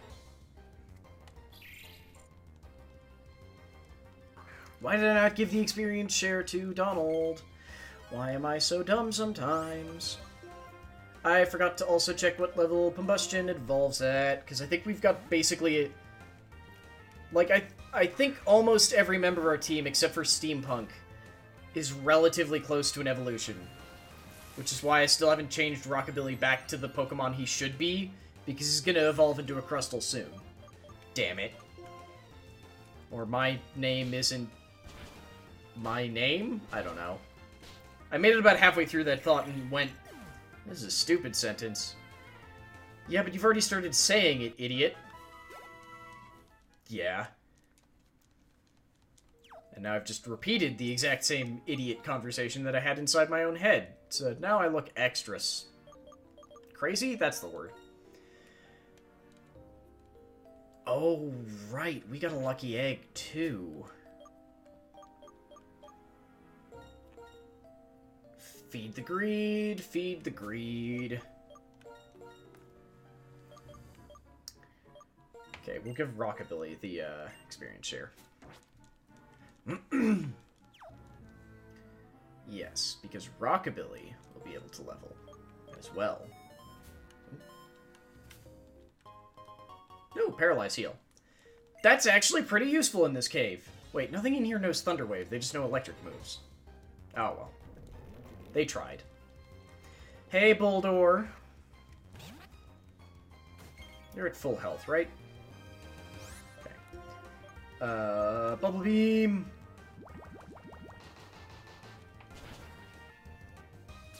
Fuck you, Sturdy!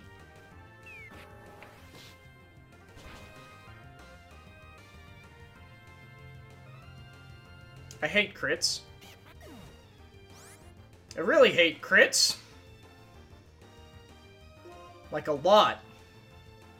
Why can't I keep any flying types on this team?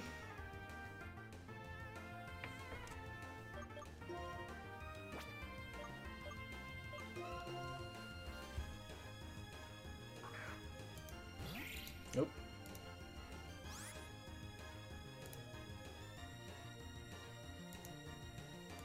Why am I so bad at keeping flying types alive?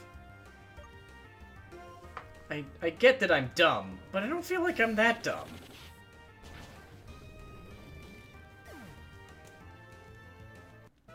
Huh.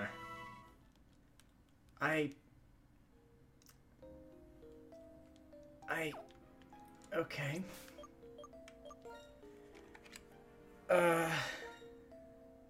Give me your item.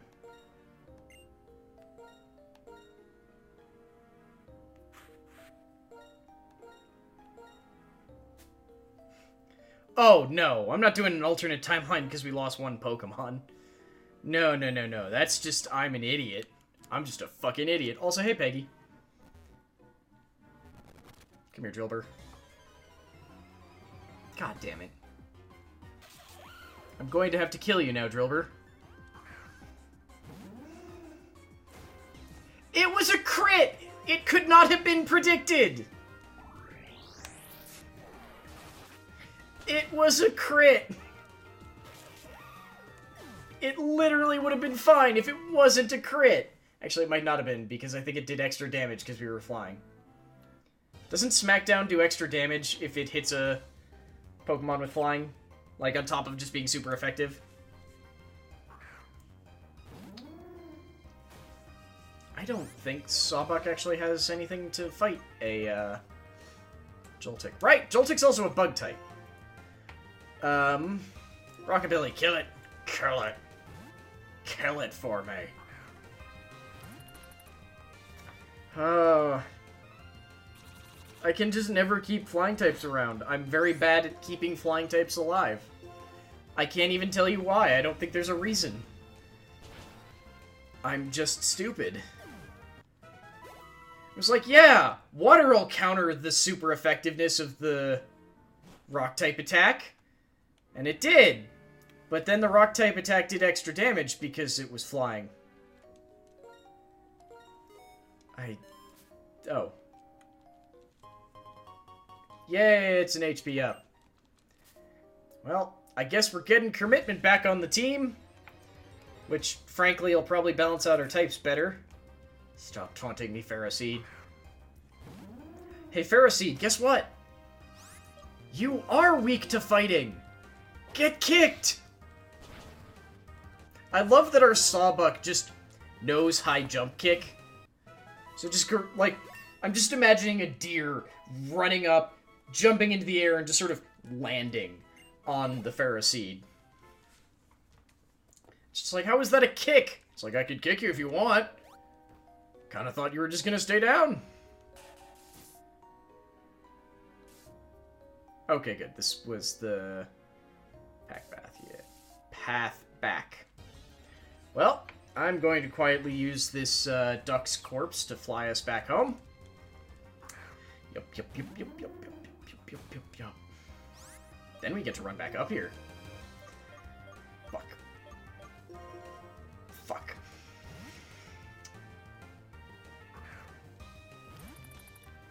All deer kicks are flying kicks. They're also terrifying as all fuck.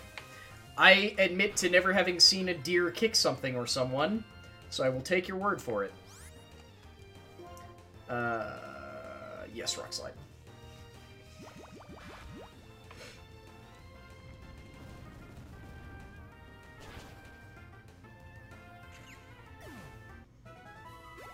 I hope for my sake that I never do. Well, here's hoping.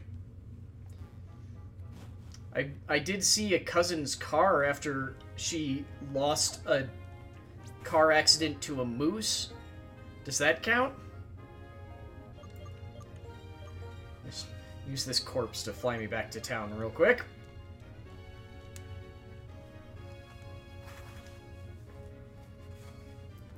Because, yeah, fun thing if you've never really seen a good size comparison for a moose, on a head-on...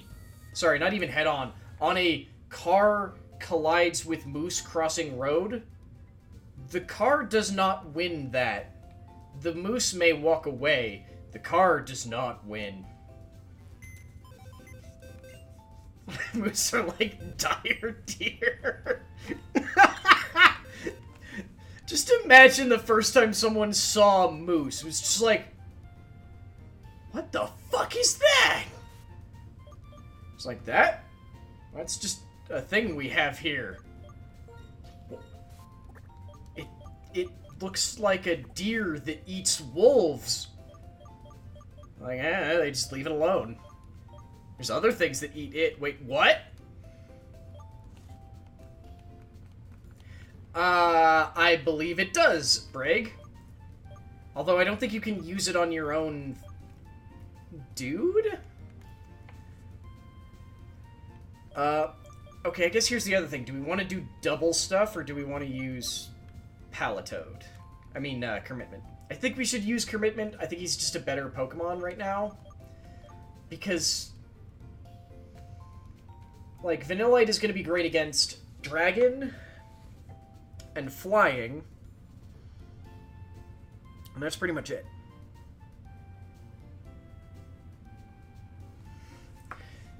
Reminds me of how the ancient Egyptian word for cat is just Mao. That was the name of a cat I had growing up, actually. Because my parents foolishly allowed... I don't know if it was me or my sister, but they let one of us name the cat. So, of course, it was named Mao. Because, yeah, it's like, the fuck are you? Mao! Okay. Okay. This will now be Commitment.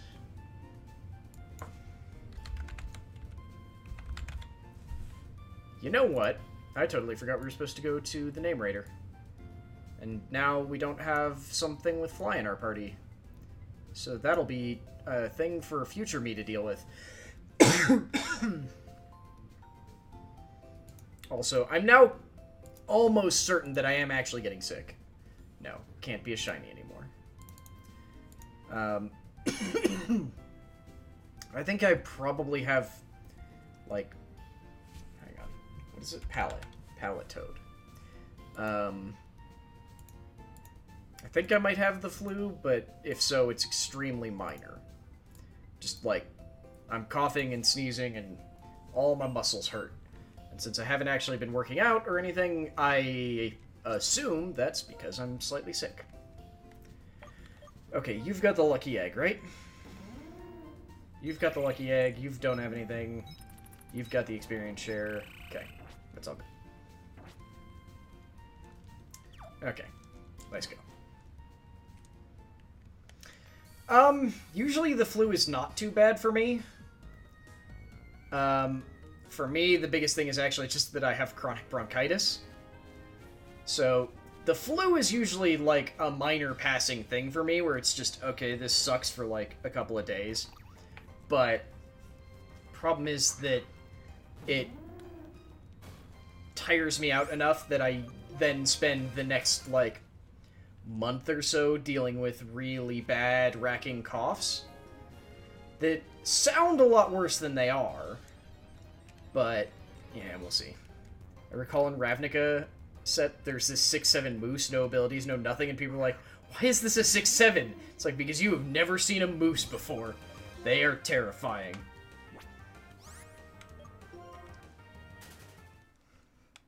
Have you... 6-7 is an understatement. There was a GIF that showed up immediately after Halloween on Imager, I think. Before that fell to being kind of a shithole for a couple of days. That was, like, someone looked out their window and was just like, there are moose on my deck. Like, 2 of them eating my Halloween pumpkins. And I think it was, like, the first comment was just like, well, at least you know your deck's up to code. And then the comment response to it was, dude, this is Canada. The 2 moose code is just the code. Technically, it was a stag, you think? Axebane stag? Aw, it should have been a moose. We need more moose in Magic. Stupid monkey. Hey, I'm the dork. I legit can't remember what the plural noun for moose is, because it's not meese, and I don't think it's mooses. I think it's just moose, right? It's not meese. It can't be meese.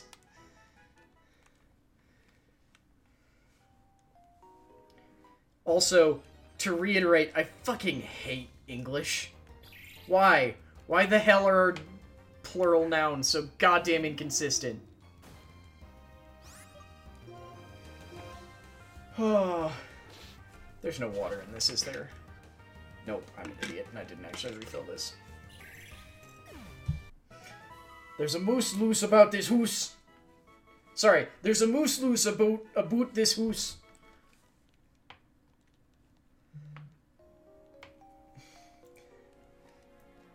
Because it's not English Cap, it's Eastern Algonquin?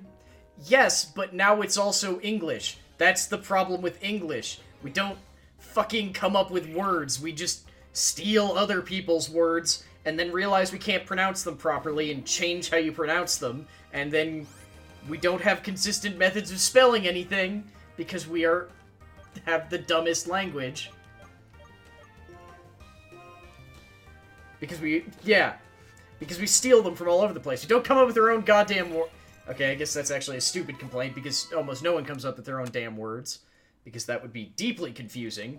But most people have the fucking sanity to... Well, most languages have the fucking sanity to change words so they match your established guidelines.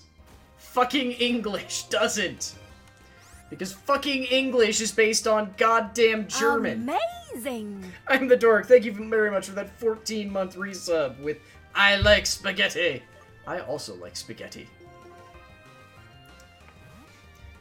But yeah, no, we decided to base our language off of German and the fuckers who refuse to come up with new words and instead shove a whole bunch of them together whenever they need to come up with something new. Like, not speaking German, isn't their word for, like, windshield wiper literally just isn't it just a series of words smushed together that amount to the arm which washes the window or something? Which, admittedly, we also don't have a fucking word for a windshield wiper, but still, you could just say wiper, but that sounds weirder now that it came out of my mouth.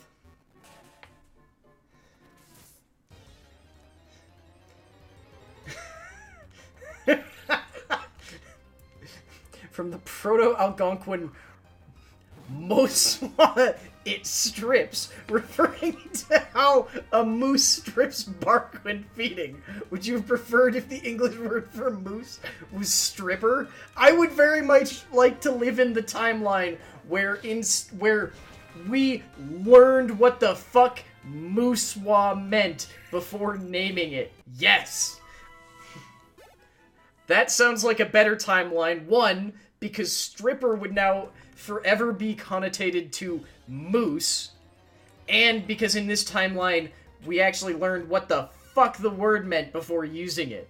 Which means that we actually had to talk to the native peoples, damn it. I like this timeline way better than ours.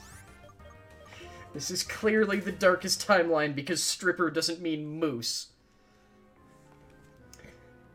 Gangaroo was Aboriginal for I do not understand.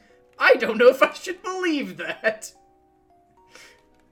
It's basically the same in Netherlands. It's called a Routenswijzer, and a root is a window and Weiser is a wiper, so window wiper, aka windshield wiper.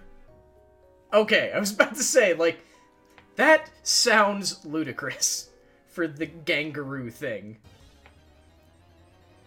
I was not readily willing to believe that one.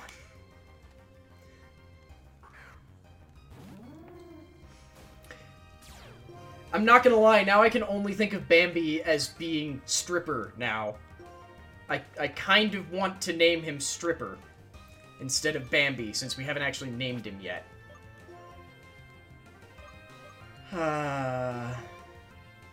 This is deeply strange. The hell has happened to this?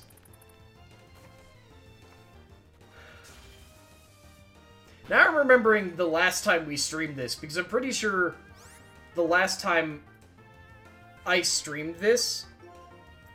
No, I guess it was the time before we streamed this last. We had the whole thing about Robin Williams and Mel Brooks and the Robots movie being a weird metaphor for classism.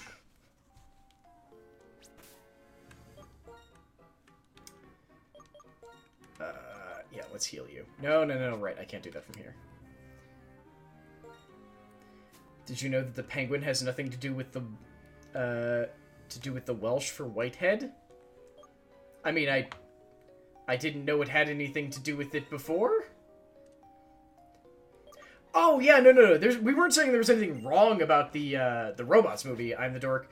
I think we had started talking about it because we were talking about stuff that Mel Brooks had been in but didn't like direct or produce, and it came up, and we started to realize that I remember the broad strokes of that movie, but nothing about what actually happened in it. Except that I remember that it is an extended metaphor, or not metaphor, I've forgotten the word now. Allegory for, or not even allegory, it's a movie about classism. Which is pretty much all that I remember about it. That, and that Robin Williams was the robot that they trotted out to be in all of the scenes that were in the trailer. It's a legend linguists really enjoy. The whole, what is this animal, and native saying, I don't know what you're saying. Your mother's father is of Welsh descent. You're waiting for her to find out family tartan so you can wear an actual kilt. Oh, that's awesome, I'm the Dork. Lots of people say that penguin comes from penguin, but it does not. I have never heard that. That's cool. Is this the thing where we can't go this way? Yeah, because we can't move that magnet stone thing. Is the Shadow Triad gonna grab me again? Okay, guess not. Bicentennial Man?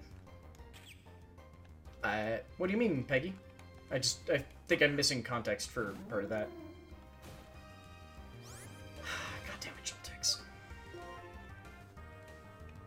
Oh! Okay. Sorry, I was just confused by your thing of why you just said Bicentennial Man, question mark. Okay. Stop. It's the movie where Robin Williams is a robot? I'm talking about... I mean, he's also just a robot in Robots. Robots wasn't a bad movie. I don't know if it was a good movie, but it wasn't a bad movie. Pardon me, I need to shift myself so I can sit on my other foot. Yeah, I'm talking about the animated movie Robots, because I think it was, if not the last time, 2 times ago that we streamed this game, we ended up in some bizarre conversation about the Robots movie. Etymology of penguin isn't wildly agreed upon, is the thing, but penguin is a good candidate as any. Okay. Don't some penguins have whiteheads? Like, I think that depends on the breed of penguin. Oh, God. It still feels like there's maybe something in my eye, but I honestly can't tell anymore. I think I'm just slowly losing my goddamn mind.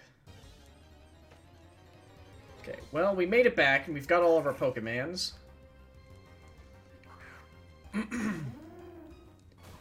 Another possibility is the Latin Pinguis, which literally means fat. But I remember Bicentennial Man better as a Robin Williams movie than a Robots, because we have no clue what robot he is in then. I mean, he's the red one that... I mean, this may only be because I remember the American commercials. Basically, like, the American commercials made it look like it...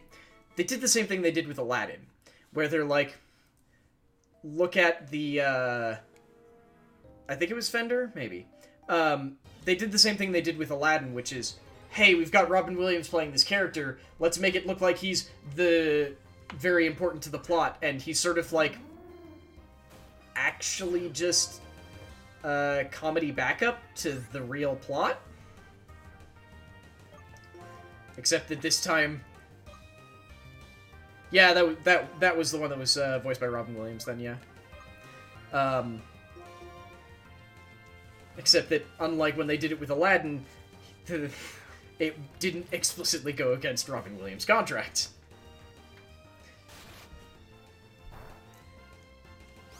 Yes, Rock Slide. I feel like we also had a discussion similar to this then when we were playing Kingdom Hearts 1? Because I can't fucking unhear the fact... So, I don't know if any of the other Aladdin movies off the top of my head got Robin Williams to come back because Disney violated their contract with him for the first one. You wouldn't say Genie's secondary is more like a plot device with personality. I mean, that's kind of what Fender ends up being as well, but it's more of that both of the movies were advertised as though they were deeply important. Just the third? Second in the video game got... Yeah. Oh, he came back for the third movie? Okay, yeah. But that's the thing, is when we were playing Kingdom Hearts, it was just like, that doesn't sound like Robin Williams, and I'm not surprised that it's not Robin Williams. Why the fuck does it sound like Homer Simpson? And then look it up and go, because it's Homer Simpson, okay!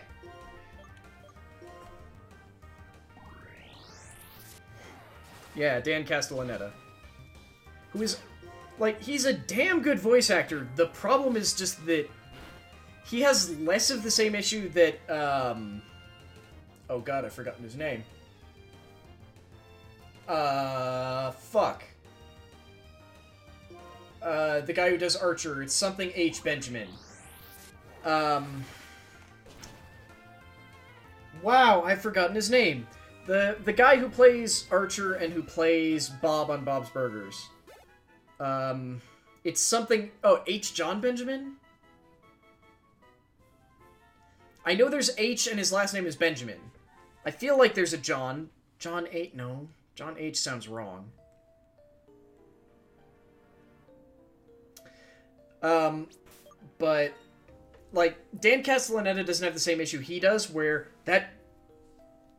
He's a great voice actor, but dude just uses the same voice. Like, he doesn't change his voice at all. Dan Castellaneta, on the other hand, just has a really fucking distinct... It is H. John Benjamin. Okay, thank you. Dan Castellaneta just has a really fucking distinctive voice because he's been doing the same goddamn character for almost 30 years now.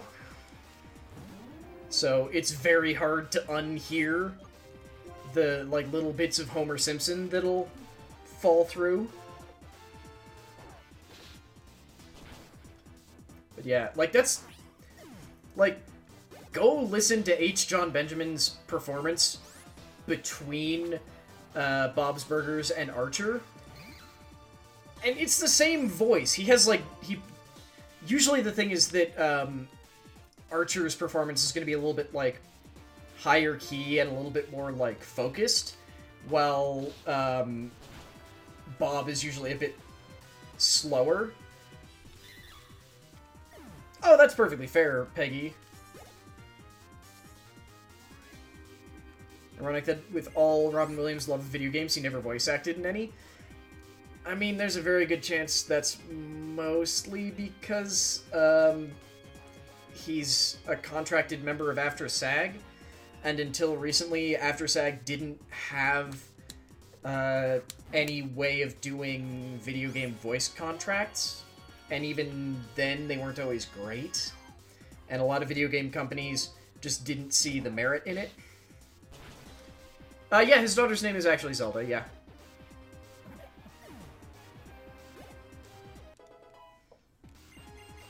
Ooh, hey!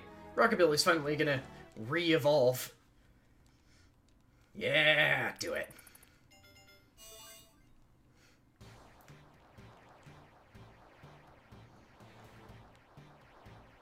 Wait, she was Kuvira? I actually had no idea. That's awesome! But yeah, her name actually is Zelda Williams. I feel like she's relatively active on Twitter, though I think she stopped being quite so active after her father passed. Okay, give me your thing. Because we need Sawbuck to hit 37, then I can spread out the experience again.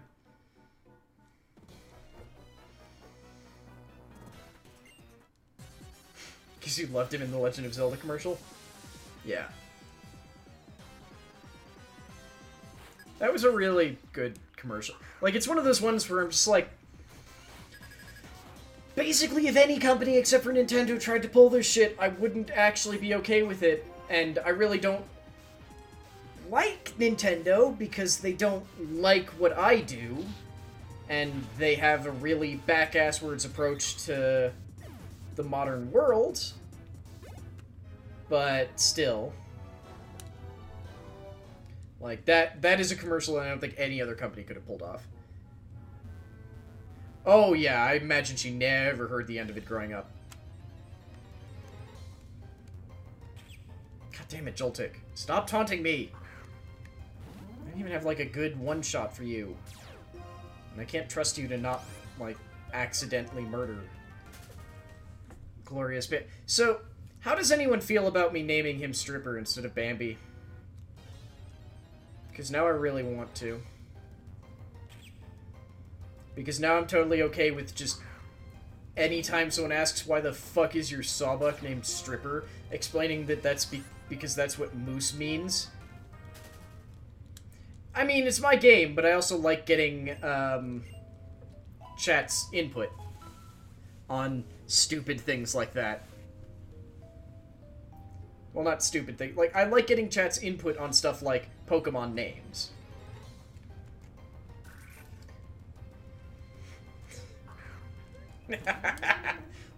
Dovin, what the hell do you mean? Your powers of etymology are often quite helpful. I mean, usually you spoil a bunch of shit in Dark Souls and it's hilarious. Well, maybe not spoil so much as, like, immediately go, well, that's a bit on the nose. No, I don't want to learn Charm. Fuck Charm. Well, it does lower attack. Bambi/Stripper will be a murderous Pokemon. He's going to drain people's blood with his weird antler... antler trees. Oh yeah, it's tons of fun in Dark Souls. I just know there was one where you were just like, his name is actually just Battle Judge. That's fucking on the nose. Fucking Gundyr. Shit, that's depressing now that I think about it. We've beaten both Gundyrs. And we still haven't hit the DLC. I need to remember to do that. Yeah, Udex Gundyr, whose name apparently literally means Battle Judge. I think Udex might actually be a title.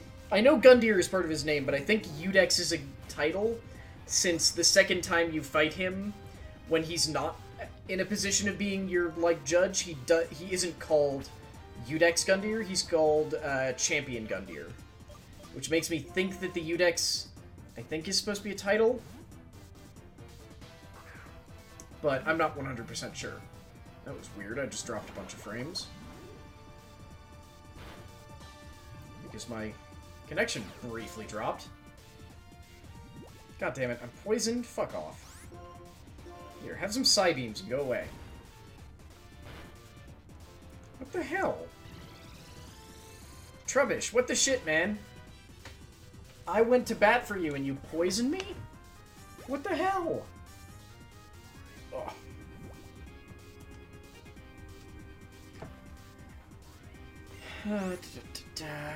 Historically speaking, Udex is basically a pope name.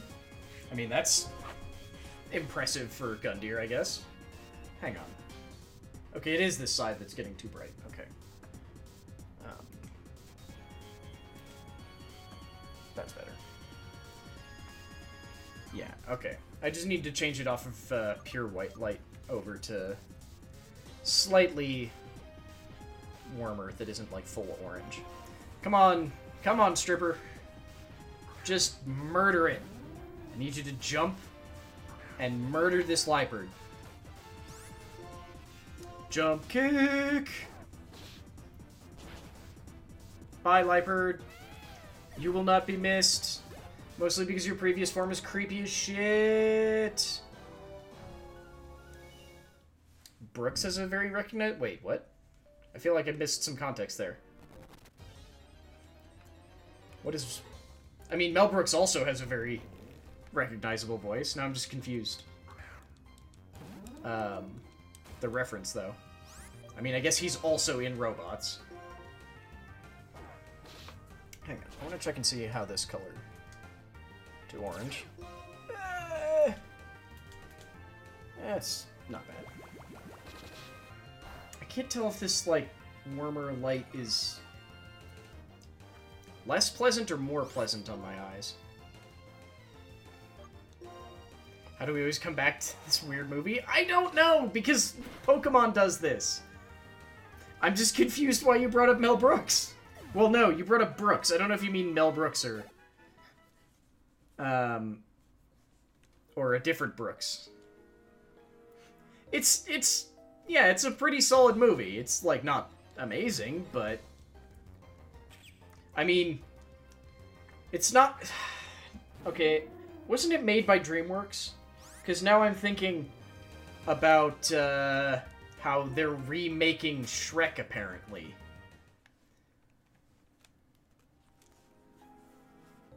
Oh, somehow I entirely missed that. How did I entirely miss that? Yeah, I totally did, yeah. Wow, Mel Brooks is Brigweld and Robots, yeah. That's how we originally got onto the topic of robots, I believe, the first time we were talking about it. Hey, little Shadow Thief, it has been a while. Welcome back. Oh, is Blue Sky Studios distributed by 20th Century Fox? Okay. Yeah, it does sound like a bad idea, Peggy. Like, you know the best part? The original Shrek was a punishment. Like, literally. Like, when DreamWorks was making Shrek at the same time that they were making, I want to say, Prince of Egypt. So anytime someone, like, ticked off the higher-ups, they got shifted over... No. The original Shrek wasn't made in anger. It was made by all the people who wanted to be working on Prince of Egypt, but got shipped off to the different department for some reason. And it just ended up being good for reasons that no one can explain. Yeah, the issue being that Prince of Egypt made way less money than Shrek did. Also, it didn't spawn an insane fucking franchise that won't end. Little Shadow Thief, I think the reasoning would be... Hey, when was the last time Universal did an unequivocally good, successful movie? Let's see if we can do Shrek again. Yeah, exactly, money. Yeah, Mr. Piggy, get out. Wait. Why is this one named Mr. Piggy and not Dream Farts? Right, because the Dream Farts thing was me. That wasn't ever his real name, because no one actually named him. That was my temporary name until he got a real name. Right, because Peggy helped me with the name. Yup. I entirely forgot about that.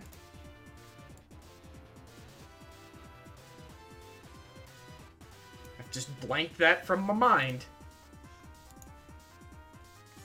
It was a period where Disney was popular, so a big fat green finger towards fairy tales was very appealing. Yeah.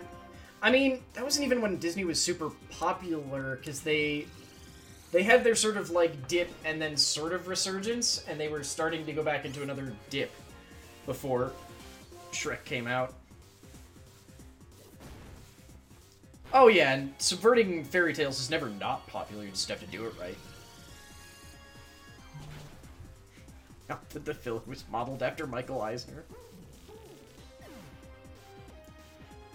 That was weird. The Trubbish barked. That was profoundly strange. Have they always been doing that and I just wasn't paying attention? Now I need to listen.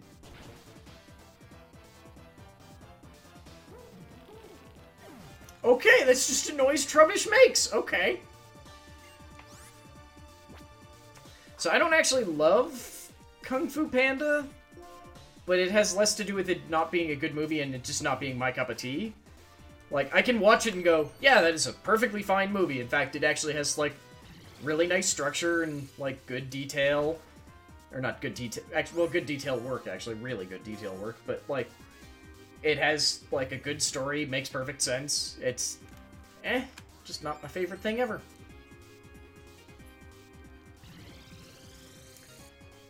As Jack Black so you were sold. Jack Black is one of those things where it's just like, he can be fucking amazing, or he can just be, what the hell are you doing? DreamWorks is capable of really fun movies as long as they make it out of a love child, not cash grab with pop culture references. Yeah, basically, Shrek 1, Shrek 2, and then you can kind of just ignore everything else. And same thing with, actually, not same thing, because all of How to Train Your Dragon is actually just, like, really good, wholesome movies that are, frankly, better than I was expecting from DreamWorks. Given their recent track record. Because I was honestly expecting it to end up being more like the later Shrek movies. Which, I think I've seen the 3 through 5 Shreks. I think there's 5. Because on at least one international flight, I had the option of, like, 4 movies, which were not enough to cover the entire flight, and watched all of them, because I didn't want to go insane.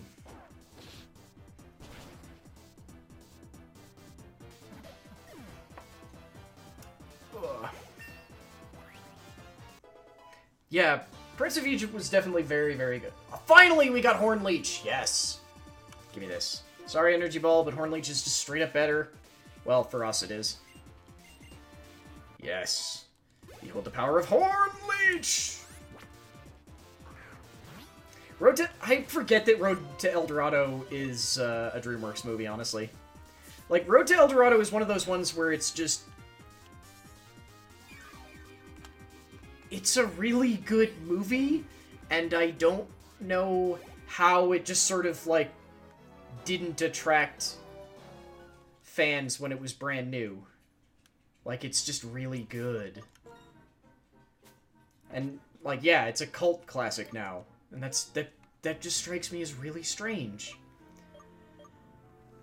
A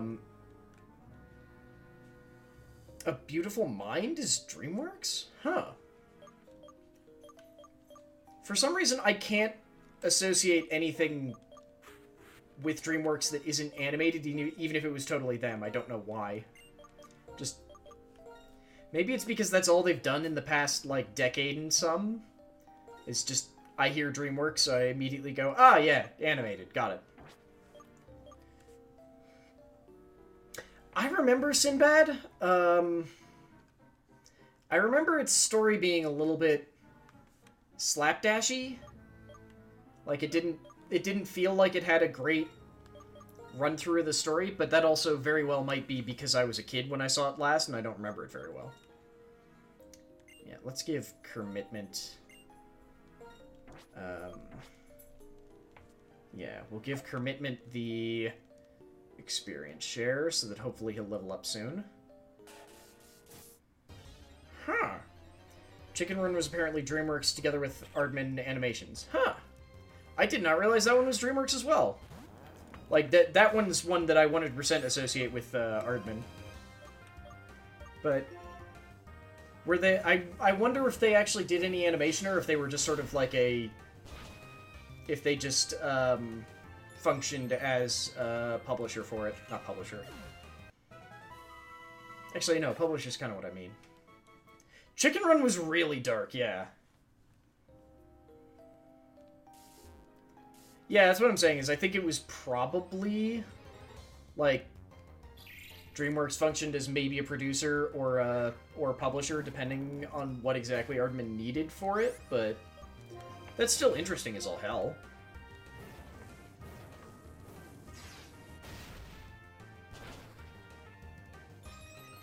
God damn it, I was kind of hoping that would finish him in one go. How dare you charge beam me? What the fuck, dude? I need to remember after this stream to check and see if I can actually up my bit rate again. Because in theory I've got a way better connection now, but for some reason I've not been able to do quite as much of a, I haven't been able to do quite as high a bit rate, so I need to check and see if I can up that again. Or if that's still causing weird frame drop issues. Madagascar is probably their third most successful animation franchise after Shrek and Kung Fu Panda. Yeah, and I think that Madagascar is probably their... I don't know, I don't want to say their weakest, but they're one that I care the fucking least about. 'Cause... Didn't DreamWorks also do some of the TV shows for Nickelodeon for a while? Because I vaguely remember that... So, like... What the hell is Heat Crash? Hang on. User slam started with its flame-covered body. Oh... I guess we can replace Defense Girl with that. I'm not using it. I can try it out a little bit. It'll be really good for anything that weighs way less than us. Because, like, didn't Nickelodeon have for a while, like, the Penguins of Madagascar animated show? And...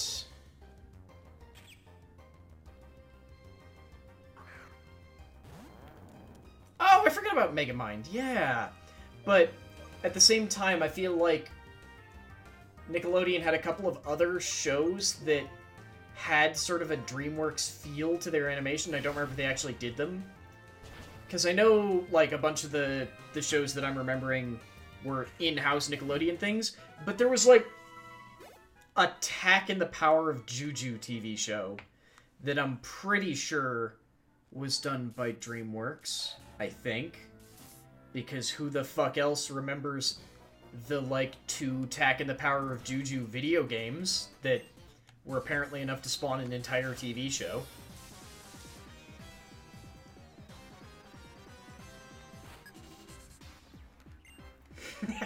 I'm making someone else remember it too! Ah, beautiful!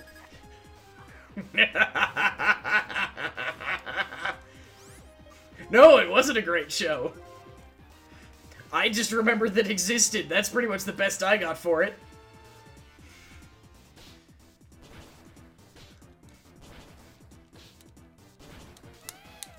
Look, it was a show that tried to vaguely talk about what kind of amounts to voodoo on mainstream American television.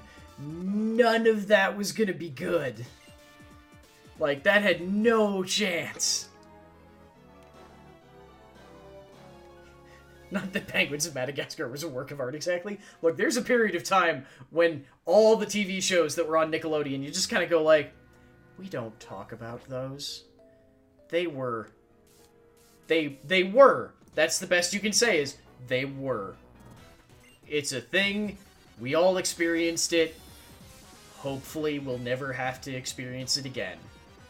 Actually, I don't even know what the hell Nickelodeon's doing in terms of TV shows now. Because I know Cartoon Network is the one that's getting a lot of praise for, like, really good,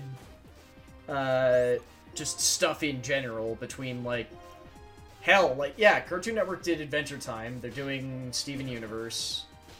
I feel like there's something else in there. They did Over the Garden Wall, right? I'm pretty sure Cartoon Network had Over the Garden Wall. What else? I feel like they had another thing that was, like, very, very... that was considered, like, extremely positive, and I can't remember what else. I mean, I assume Nickelodeon still has SpongeBob, and is still making more of it, because it works. Sorry, I'm seeing, like... that, and it's annoying me, because I keep brushing... Ah! Why is this mirrored? Because I keep seeing it, and it annoys the ever-loving crap out of me. You'll never forgive Cartoon Network for the Powerpuff Girls remake. I didn't see it, and I don't know anything about it, but okay. I've not heard positive things. I'm just talking, like, wasn't that also, like, a while ago now? Torture Squidward series, Jesus.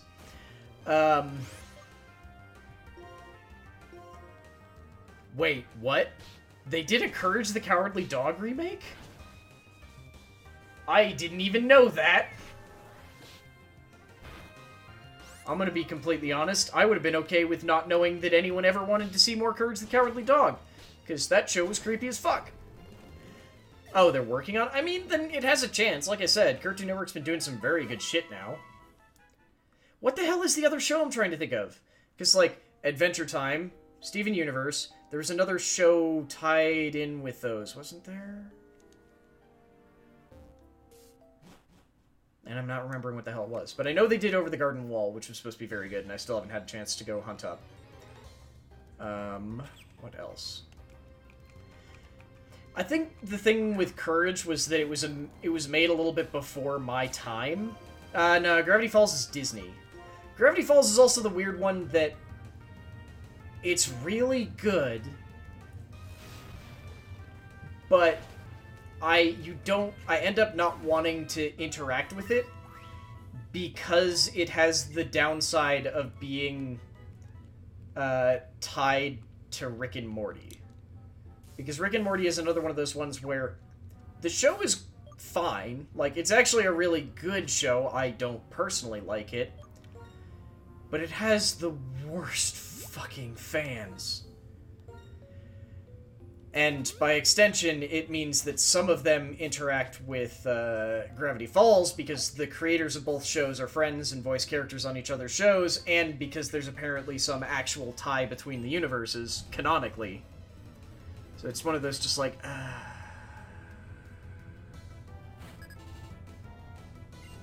No, I'm not talking about Pickle Rick. I'm talking about, like, all of Rick and Morty, period. But, like, Pickle Rick is probably the most perfect summation of fans not understanding a product that they think is great.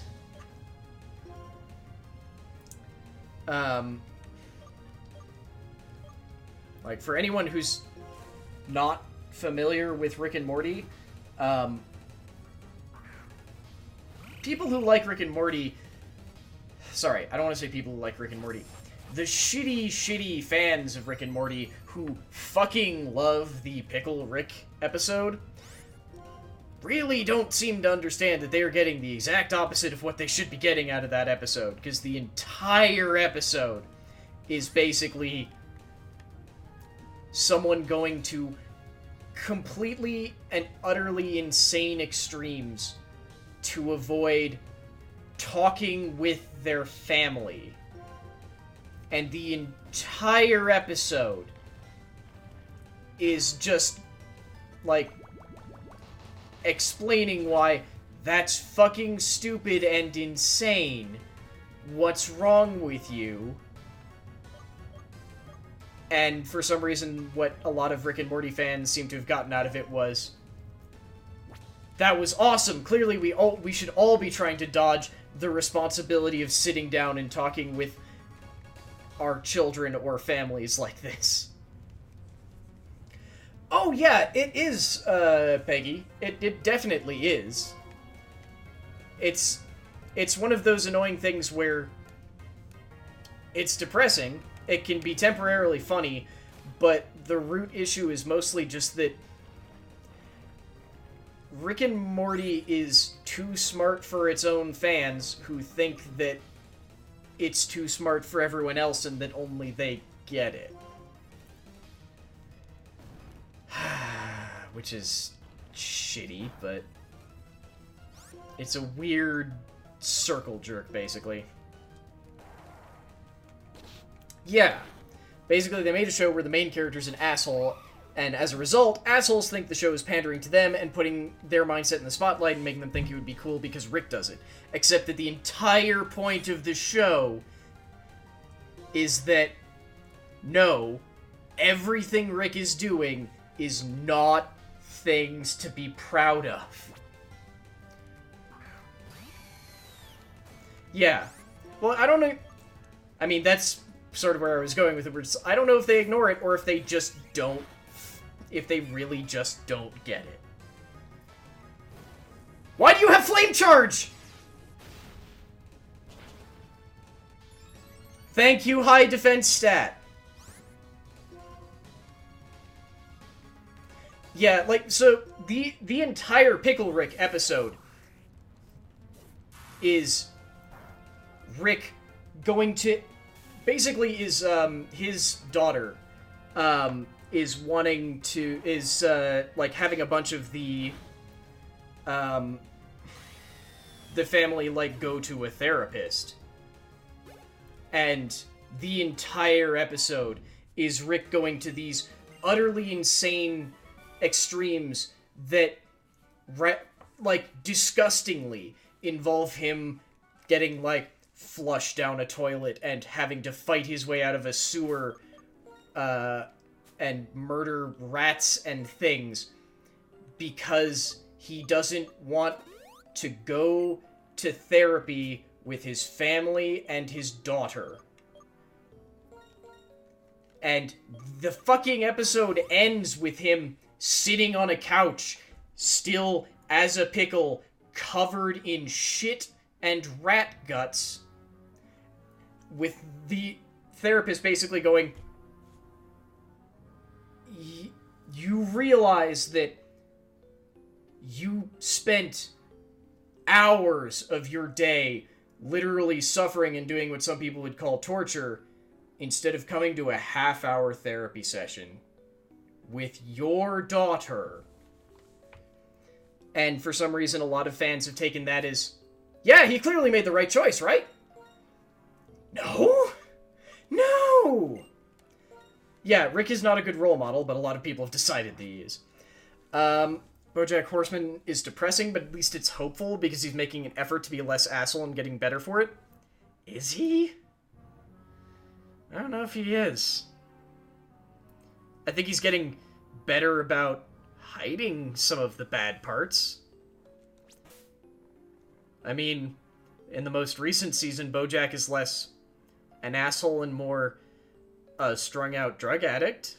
I guess that's technically an improvement, in that it's not directly his fault. Yeah. So, like, legitimately, though, I like BoJack Horseman. Gonna be honest, I kind of like the new season mostly because I think that it's portraying Mr. Peanut Butter in more of the way that I always felt that he was sort of being portrayed before, but more explicitly. Because it felt like at the very beginning they were sort of trying to set up Mr. Peanut Butter as like this polar opposite to BoJack. And I think in the most recent season you see that it's less that, it's just more that he's also a deeply not okay person. It's just that he hides all of it behind... Either hides it or is willfully ignorant of his own, like, status. And hides it behind overt positivity about everything. Night Owl Cat. Which I think is a really interesting thing to look at. And is part of why I think I kind of like where BoJack Horseman is going, especially with BoJack actually trying to get better now.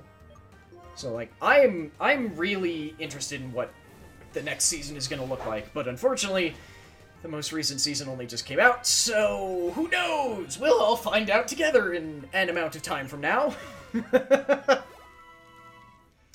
Not soon enough, sadly. Oh shit, it's down there. Okay, we have to go fight another trainer. How's my healing? Good. But yeah, I can definitely see BoJack being too depressing. It's one of those things where everything I saw about it beforehand, I was just like, this looks too depressing for me. And when I finally, like, watched it, I just really like BoJack Horseman. It's just good. I also kind of enjoy and am deeply disturbed by everything about BoJack's, like, mom and dad, too.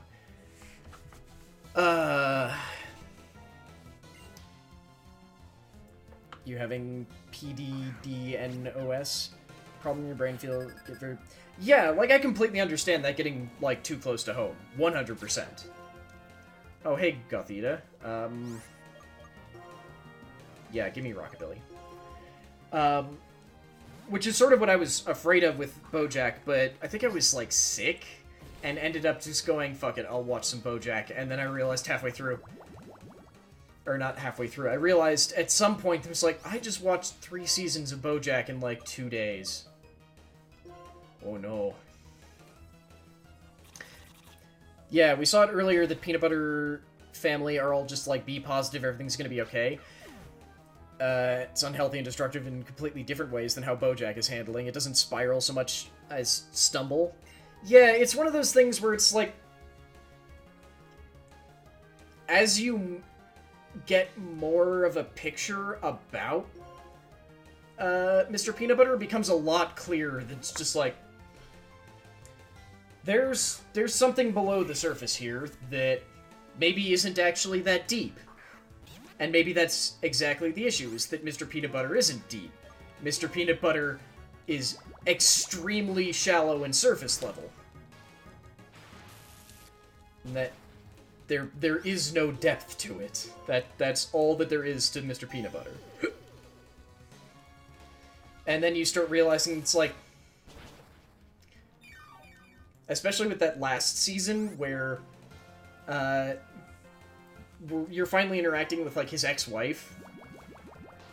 And realizing that, like, she's become significantly more successful without being attached to him, and now she's basically just trying to use him as a puppet to control an entire branch of government. That doesn't say good things about Mr. Peanut Butter to start with.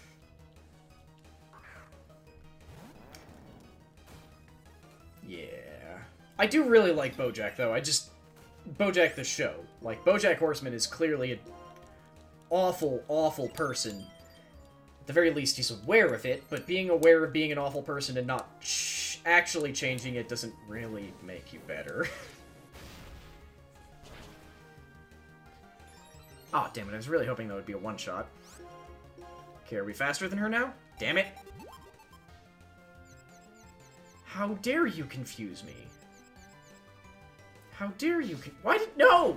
Fuck. Fuck. Don't you Mega Drain me, what the shit? Oh, okay, that didn't do that much. Come on, Combustion, hit her! God damn it, Combustion, what the shit, dude? What the fuck, Combustion?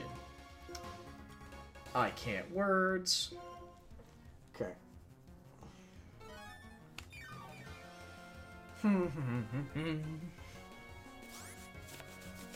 Okay, come on. Just kill him. What stops Bojack from being utterly unsympathetic is exactly how he's trying to be a better person and relapsing. And he has to relapse because there's no drama otherwise. Exactly. It's one of those things where it's like, this could totally be solved, but then the show doesn't keep going. I'm hoping that because the entire thing basically built to him finally getting help, that will see something change next season, but who knows. But with that, I think we're going to leave off here for today. Thank you all so very much for joining me. I hope you've enjoyed. I mean, it would make for a poor plot if he was just fixed and better, because that's not a thing that you can do. And, I mean, most of the issue is that he's trying to fix himself, not trying to actually, like, learn how to cope or how to deal with these things. He's trying to keep doing what he's always been doing and just do it in a new and unique way and see if that works. Like, hell, his system for getting himself under control in the most recent season was to get a bottle, like, to label his bottles of vodka with days.